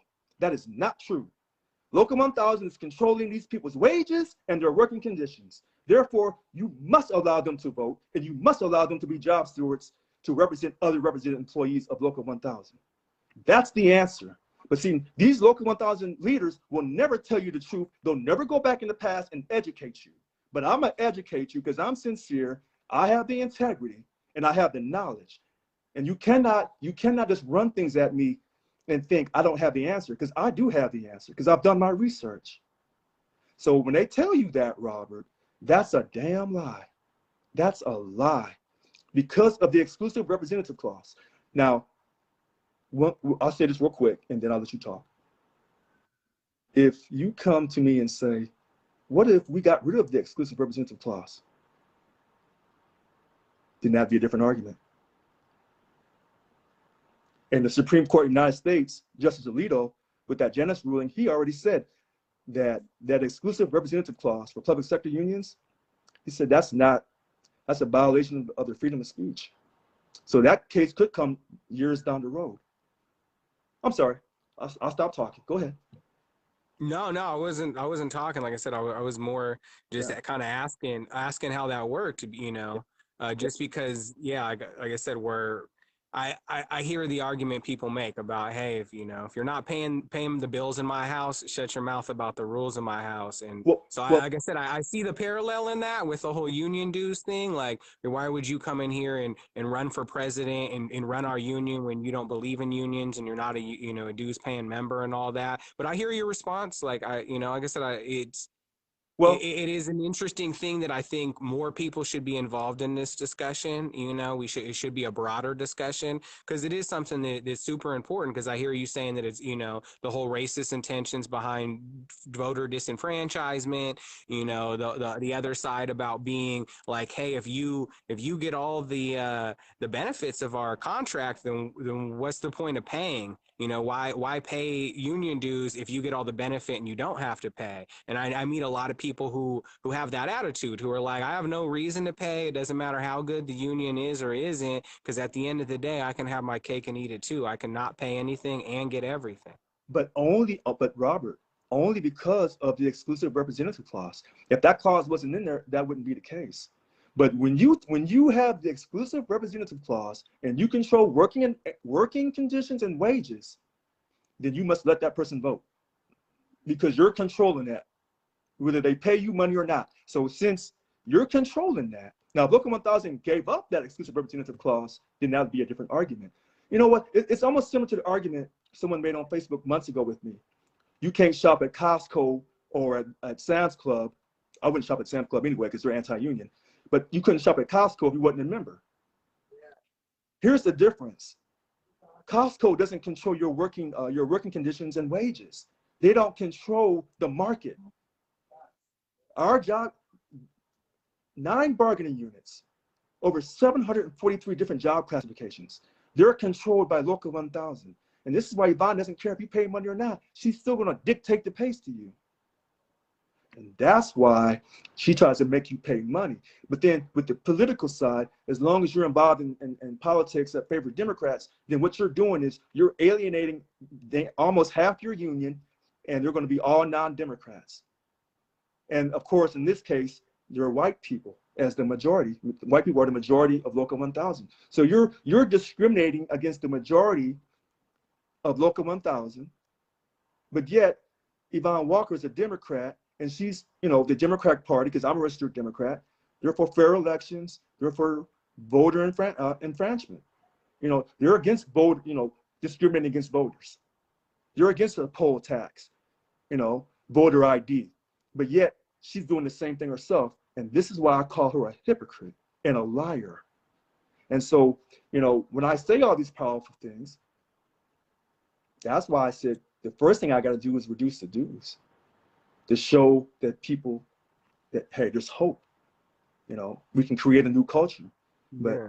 if you're gonna create a new culture, you got to start with that money. Right. Yeah. No, I think I would agree. Start with the money, getting people more money.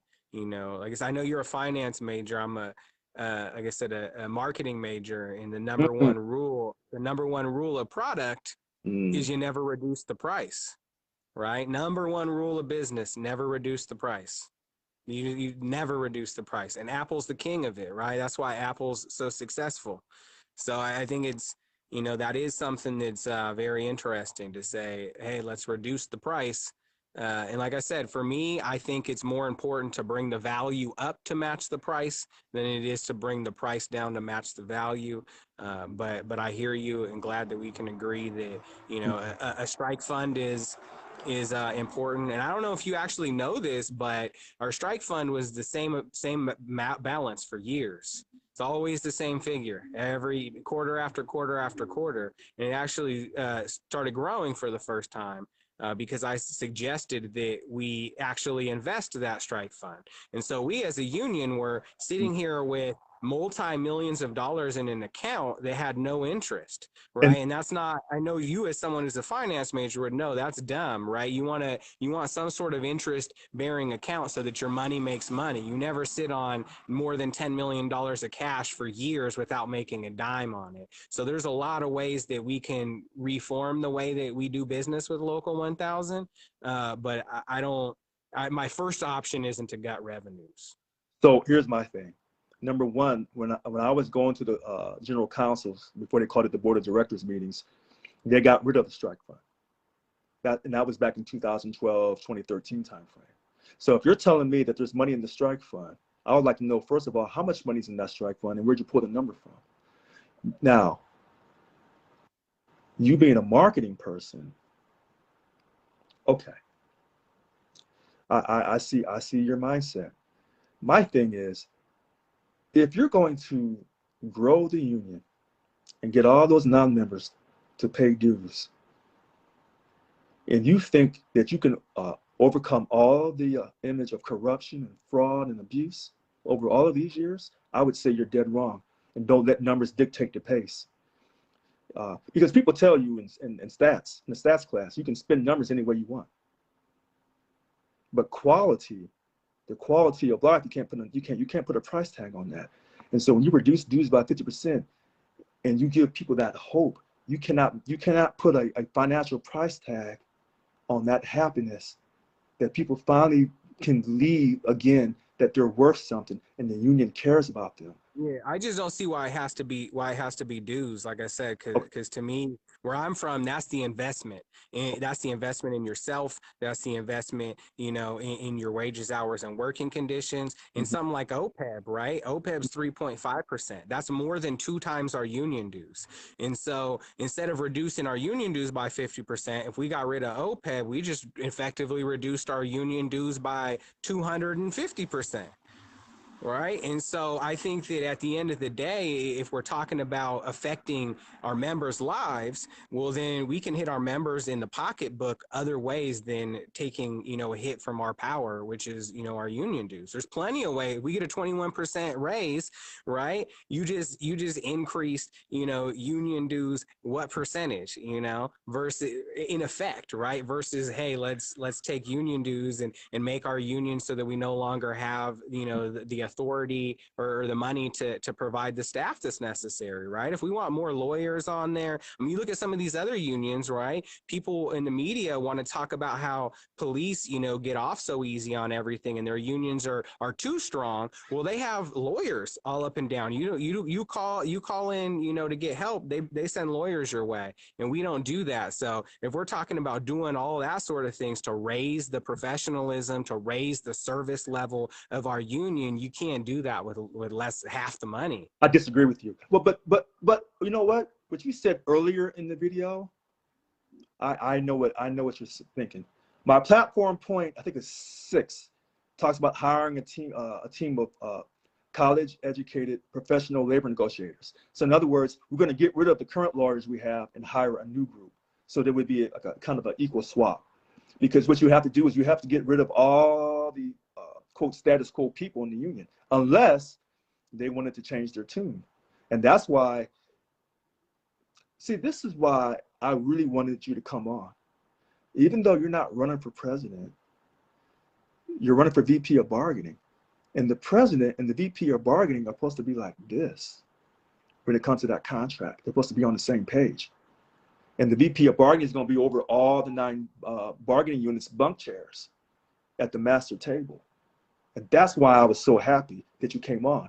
And some of the points that you're making, Kevin Manager probably feels the same way of NTC, because he's running for VP of bargaining. And so when he talks, he's going to talk in a very similar fashion to what you're saying. And he's going to talk about, is it financially feasible? Here's what people, I don't think Kevin and me are alike at all, but no, I'm saying the way you're executing your words, I've heard that style from him. But here's the thing. In the union of this election, there's going to be people who are going to logically say,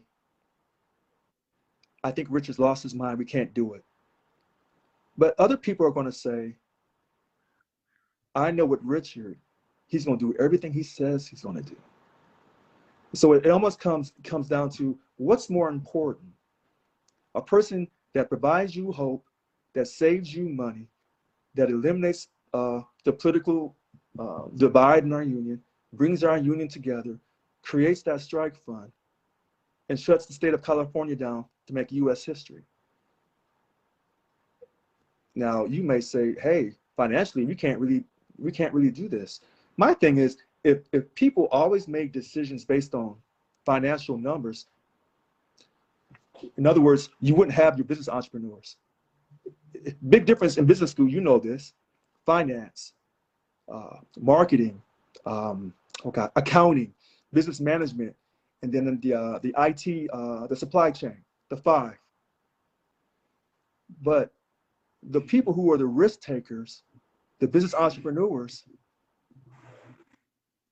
they have us advise them, but they make the final decision. A lot of times the final decision is not based on gut, and that separates the business entrepreneur from his staff, or her staff, should I say. Yeah, but unfortunately, COVID has shown us with Mhm, these tens of thousands of businesses that have gone under, right. right? That they're at a certain point, the numbers do have to add up. You do have to be able to meet, rent. You know what I'm saying? You do like, we do have to be able to pay our staff. And I know that part of what your platform is, or that I've heard you talk about, is that we're going to finally guarantee retirement to our staff, right, that work for SEIU, right, and stop being hypocrites, right? That's Because right. we demand that for ourselves, but we're not giving it to them. But the reason we haven't done that is because we don't have the money, right? For at least from what I understand, and maybe that's wrong, but it's like you got to Mm, have enough income in order to guarantee, future payments. And so, like I said, it's just cutting revenues in half. Just it isn't adding up from all my years of business school. But maybe I didn't, I no, don't know. no, So, but so that's what I'm saying. Maybe we could work on that a little bit, or if you have some numbers that we can kind of go over. But like I said, my people just are like, that doesn't make sense. Like, of course, they want to pay less. Of right. course, they would love to pay 50% less, but they also like, well, I don't want our union to go under because we're paying 50% less. So what insurances do we have that if we vote for someone who's gonna make a radical change like this, that our union doesn't just go under? Number So one, like, I guess right. the question is, do you commit to, if the numbers don't add up, do you go back on your word and say, hey, I No, messed no, up, the because numbers don't add up? because number one, you don't have access to all the financial statements of Local 1000, and Right. what I'm willing to bet my whole life on, there's a lot more money there than what they're acknowledging. That's what I'm willing to bet my life on, and I put that on God through Jesus Christ. So, and now here's the thing: your supporters who don't necessarily agree with my platform, because it starts with the reduce by 50%. Then your voters are going to go vote for another candidate. No, they agree with it. Like I said, they want to pay. Everyone wants to Oh, pay less. It's just right. you don't want to be self-sacrificing, right? So if I agree to pay less and all of a sudden I don't have a union a year later, well, then I don't want to make that decision, right? So if they agree with you saying, hey, yeah, maybe we could reduce union dues, they just want to know, well, can you show us proof that that's not going to be our demise? And what I would say, like I've been saying from the very beginning, half of our money is being used on politics. So if you eliminate that political spending, you can still reduce the dues in half and still get people who are the non-members to come back to the union, and you can make up that money. I know you can. But like I said, if we had that spreadsheet in front of us of the dues paying members, well, actually the spreadsheet of the non-members, because if we could take them paying into the union, we could see that if when we reduce the current money, how we could make it up with the new money. Because look, if all the non-members were just, let's just say they were on the low end of the scale, and so they only make, I don't know, $18 an hour, and those were all the non-members, and then the money that you're getting off that $18 an hour, that's not going to be a lot of money.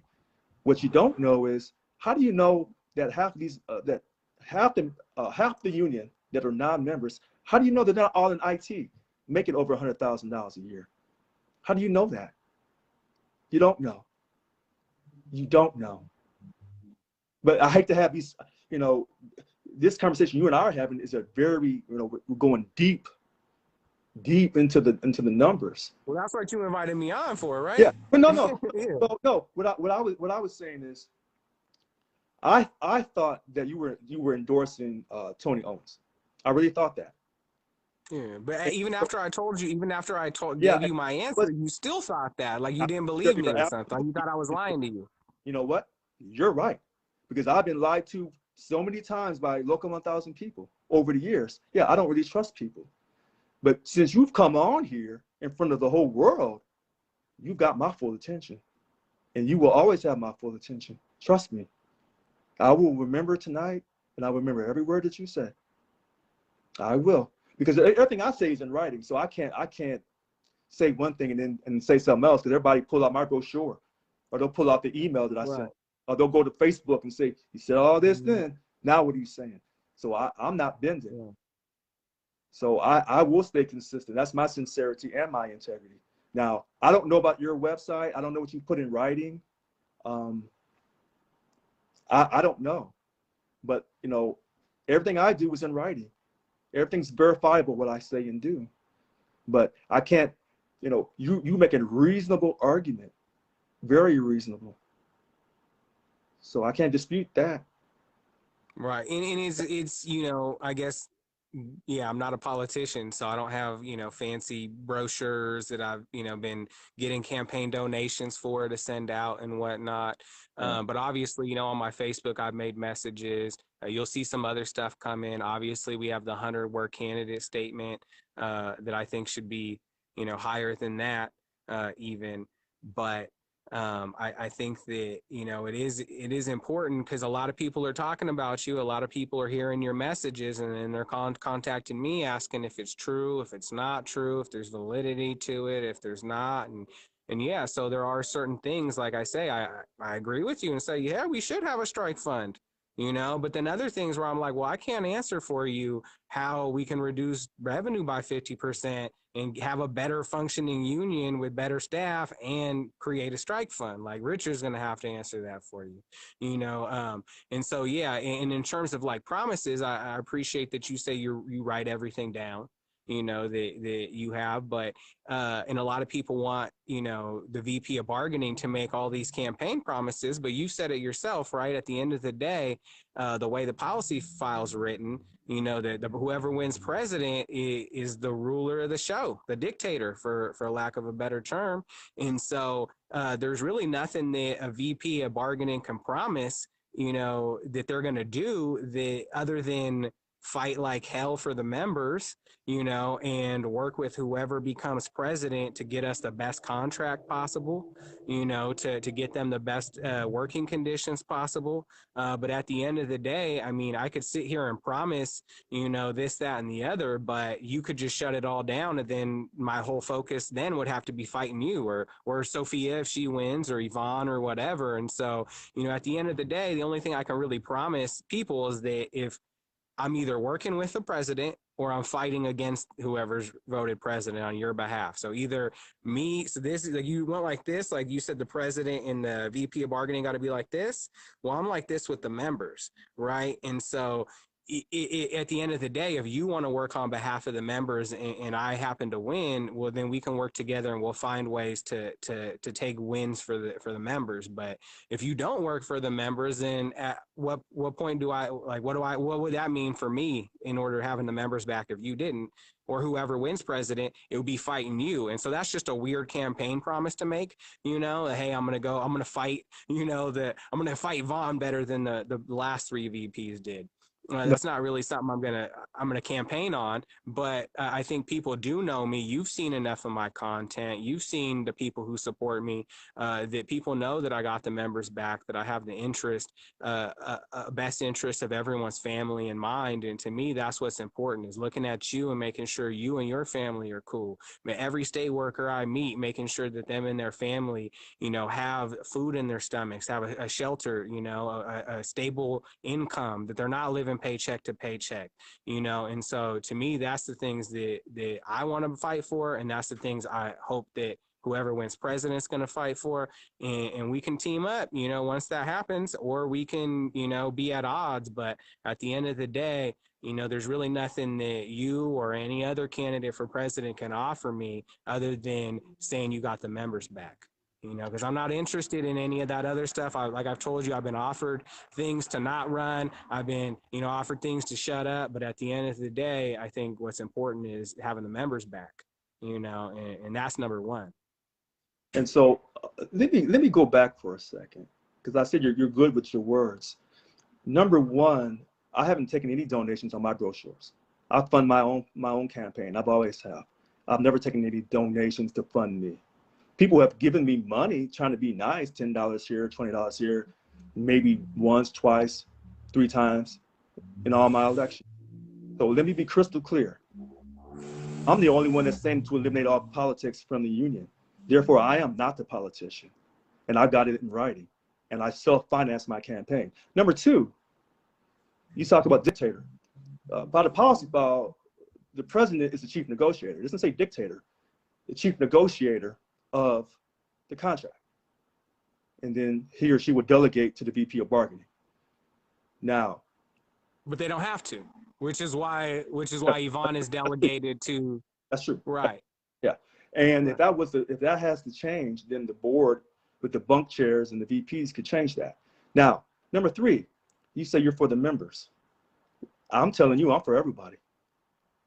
All represent employees. So you keep saying that you're for the members, and the members pay money. I'm for everybody, whether they pay money or not, because by the contract, we represent everybody. That's the difference.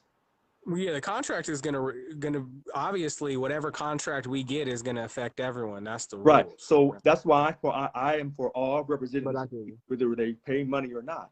When you say member, you're showing the difference that they pay money versus those who can't pay money because they can't afford it or they don't want to support the political agenda of Local 1000. That's a major difference. That's a major difference. You can't walk away from that. So when you say, well, I can't make any promises, I can't say this, I can't say that. Okay, that's fine. And a lot of the other candidates say the same thing. I'm the only candidate that's running that's telling you directly what I'm going to do. And I'm not wallowing saying, well, I can't do this or I can't do that. I'm giving straight answers off my 10-point platform.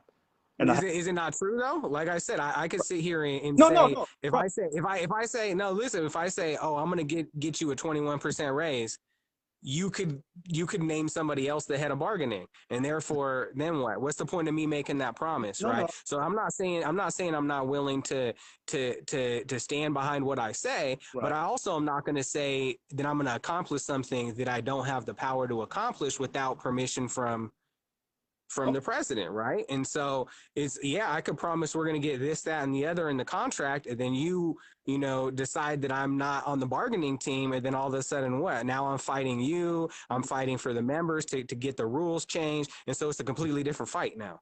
Right. And so that's the only thing I mean by not being able to promise. I can't promise that we're going to have certain language in our contract unless you're making a promise right now that, whoever wins bargaining, no matter who it is, that you're going to let them, head bargaining with you. But I haven't heard a single president make that campaign promise yet. Right. I haven't seen a single person running for president say that they're going to allow all the VPs that win to do their jobs. Right. No one wants to make that promise. Right. Everyone wants to say that they're going to fix everything by themselves, and that's a problem, right? And so then so it's not really fair to say, oh, well, you're not making promises when at the end of the day it all is going to dictate whoever wins president is going to set the tone, as you said. And so you're either going to set the tone with the same operating procedure we got now, or you're going to set the tone in a new democratic way, or you're going to set the tone in a whole new other way. Right? I disagree. See, you're good with your words, but I disagree. Number one, I went on video a couple of days ago and said, and I forgot what day it was, but I quoted in the video, I will not take the VPs off union leave. They'll have full-time union leave just like me. So you're wrong on that aspect. Second aspect that you're wrong on. Well, I haven't seen all your videos, so I apologize. I know you haven't, but I've already gone on video, and I'll say it again here. It's 7:48 on 3/25/2021. When I'm elected president, I'm not going to reduce the VPs to 1 week a month. Even if they try to sabotage me, I will not reduce them because the voters voted them in. They should have full-time union leave. That's the first thing. Second thing, the board. Remember, I'm the one that says that we should have term limits, and I've already gone on record. I will only serve 2 terms, period. And I got that in writing in my campaign brochure on the inside cover. I'm the only candidate that tells you that. And I'm the only candidate that tells you that all elected positions should have term limits. So I'm not trying to, come in and be a quote new Yvonne, but some people believe that I'm trying to be a new Yvonne because she's black and I'm black. So I'm gonna address that too, right? Clear, not at you, but at other people watching this. So let me be clear on that. Number 3, the VPs have their roles laid out. And I'm not gonna try to, destroy the policy file or ignore the policy file when it benefits me and then use it when it benefits me and then ignore it when it doesn't benefit me. So when it says in there, to delegate to the VP of bargaining to be in charge of the bunk meetings, I stand behind that. So right now the policy file says that it's not up to the president how long the union leave is of the 3 VPs. It's actually up to the board. And so I put a policy file amendment up this last weekend, right, that said, hey, it's not appropriate for the board to be taking, for determining the period of leave because the voters already determined that this is who they want out on union leave, right? And the board voted that down. And so I guess if you're saying... Wait a minute. I have a quick question, Robert. I thought those 18 policy file changes that had nothing to do with this current POP ending, I thought none of that stuff got heard. So was that not true on Facebook? No, that's not true. So you saw the agenda. I submitted 7 policy file amendments. And so we went in order and we heard A, B, C. We skipped D because D was shelved, and then we heard E, and then it got cut after that. So we heard a few policy file amendments, a couple of the ones that I proposed. Like I said, I made a passionate plea on why it's not really, the board shouldn't be determining the period of leave because the voters already did that. When whoever the voters vote for, their expectation is that that person is working full-time on their behalf. And so they should be allowed to do that. And so it removed that power from the board and gave it back to the voters to say, hey, whoever the 4 are, they all get union leave. And that was voted down. And so how would you overcome that? Like, would you just ignore that part of the policy file? Would you hope that the board passed it so that they gave the control away from the board and gave it back to you as president? I don't even think, listen to me, Robert. It's not even going to be an issue because when the VP, listen to this, and you know this, see, this is why I say you're good with your words, but not good enough. The majority of the board supports Yvonne Walker. You know this. So even if she does it, hold on, wait. How are we changing that? Hold on a second. Let me finish. The majority of the board supports Yvonne Walker. You know this. So even when I win, the majority of the board will always support what she wanted. So if her VPs or any other VPs win, they're going to support keeping them on full-time union leave to keep up with me. There's your answer. There's your answer. There's your answer. They would keep them on full-time union leave to make sure. You're saying that they'll vote to reverse the policy file back. I'm telling you, they would even vote because when it's time for them to be on full-time union leave, I'm the one signing it as the president for them to be on full-time union leave. And the board would not even. That was actually another policy file amendment I brought up that didn't get heard. But how do you feel about that one? It was right now we only allow the president to administer and authorize union leave, but that leaves the situation where you have the president then has the ability to ice out the 3 VPs, right, and not let them run the programs that they're running. A key example would be the Health and Safety Committee, right? That falls under the VP of bargaining, and the VP of bargaining so none of the VPs have the power to allow union leave to happen. Right, so they can't fill those board seat or that committee seats with the Health and Safety Committee because they have no power. So my suggestion would be to give power to each of the 4 statewide officers, including the 3 VPs, to pull people out on union leave in order to run the programs that the policy file says are their programs to run. How do you feel about that? I don't have a problem with that. But here's my question to you: this Health and Safety, is that a political organization? Is that political activity? Health and safety, it shouldn't be. No, I'm just asking. Any committee that's not If it does not have anything to do with job representation, Well, health and safety certainly does, right? okay. Well, I'm just saying, I don't know for sure. So Yeah, anything that does not have anything to do with contract negotiations and job representation, I'm not for. And that's it. yeah. Health and safety, I think, to me, would be job representation, right? You want to be you got to be healthy and have a safe working environment, right? I So, don't. I like when COVID-19 hit, we haven't had a single union response, right? We right. have DMV employees who are out there, serving public windows right away without proper, PPE or protective equipment, without proper sanitation protocols, right? And the union didn't do shit about it, Hmm. right? And so I think that that's an issue. And I'm not saying that a health and safety committee would solve that necessarily, but the fact that we don't even have a committee who's investigating those types of things and trying to fight the state for those types of things, I think speaks volumes about how much we quote unquote care about our members, right? No, you're right about that. And so what I had said on video, I think yesterday and today, the only thing that board meeting should have been about was stopping this PLP. All those great proposals that you had should have been done years ago. So, They you know, should have been. You're right. I wasn't on the board years no, no, ago. right, I got you. You're right.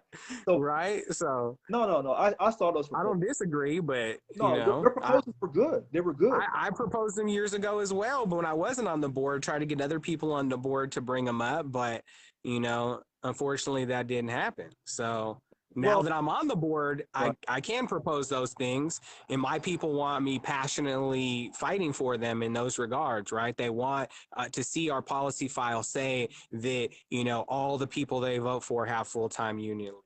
And The people that they vote for have the power to run the program. So I hear you on that, saying that the PLP is of utmost importance, but I think that there's a large group of people who think fighting those things and really ensuring, those policy file amendments are also important for us to fight for. And so there was a day dedicated to that, right? That day was dedicated to those policy files.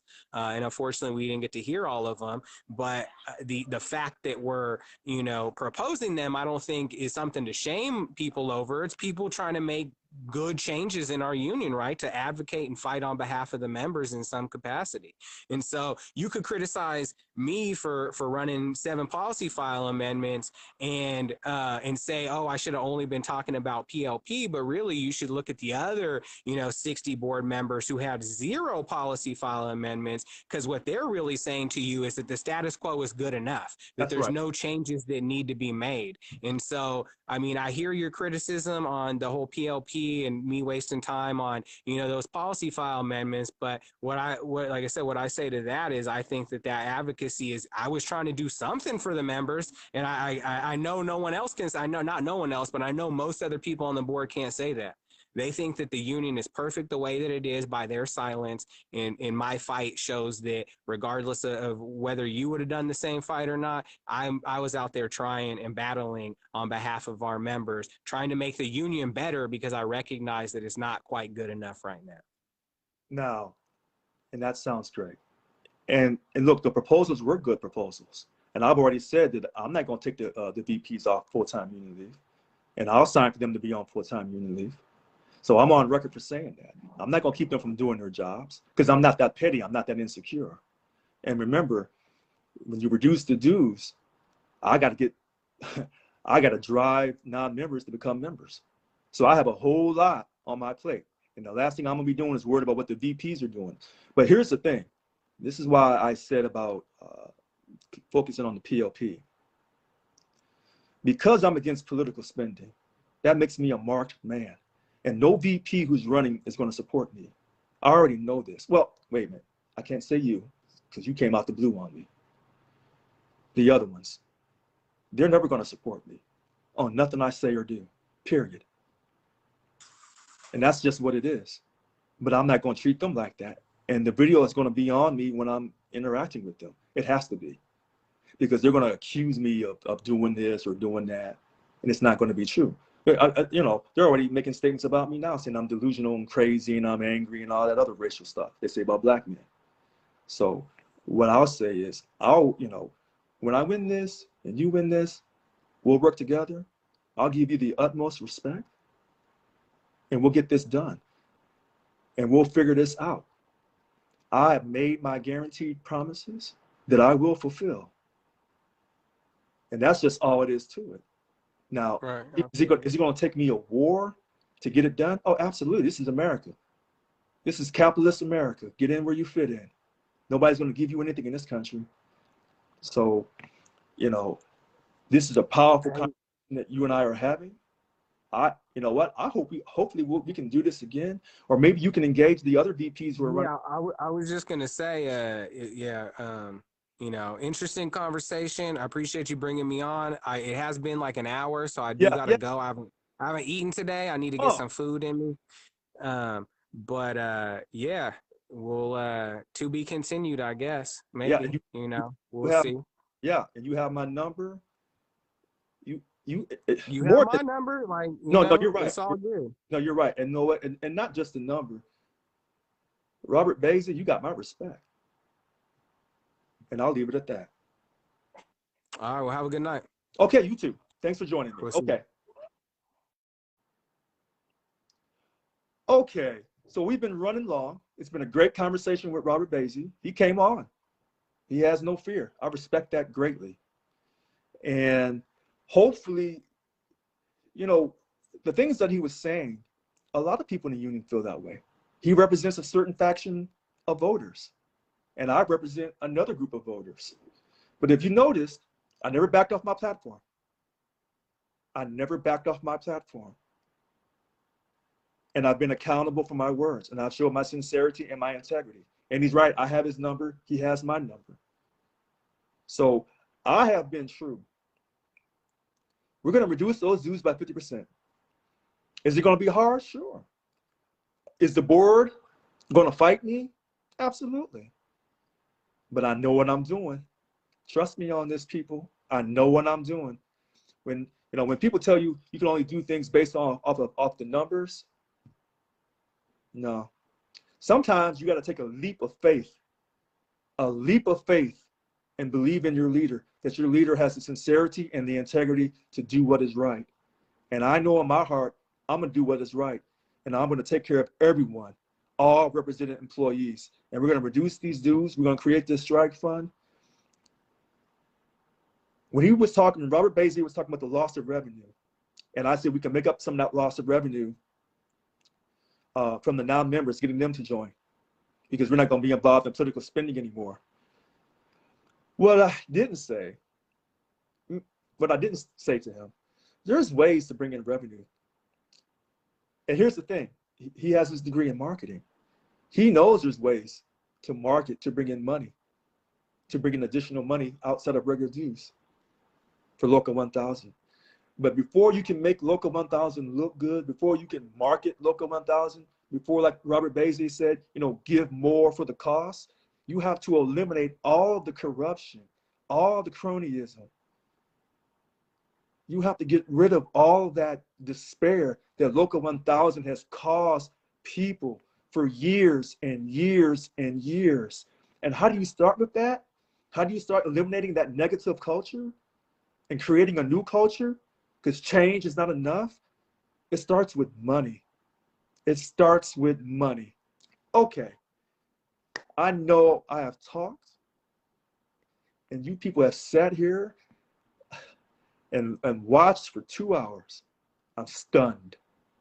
I want to thank you so much for watching tonight's Facebook Live on March 25th, 2021. I'm Richard Lewis Brown. I still seek your support to become the new Local 1000 president. We will not let no negative energy stop us. We will win this election. Thank you so much, and have a great night.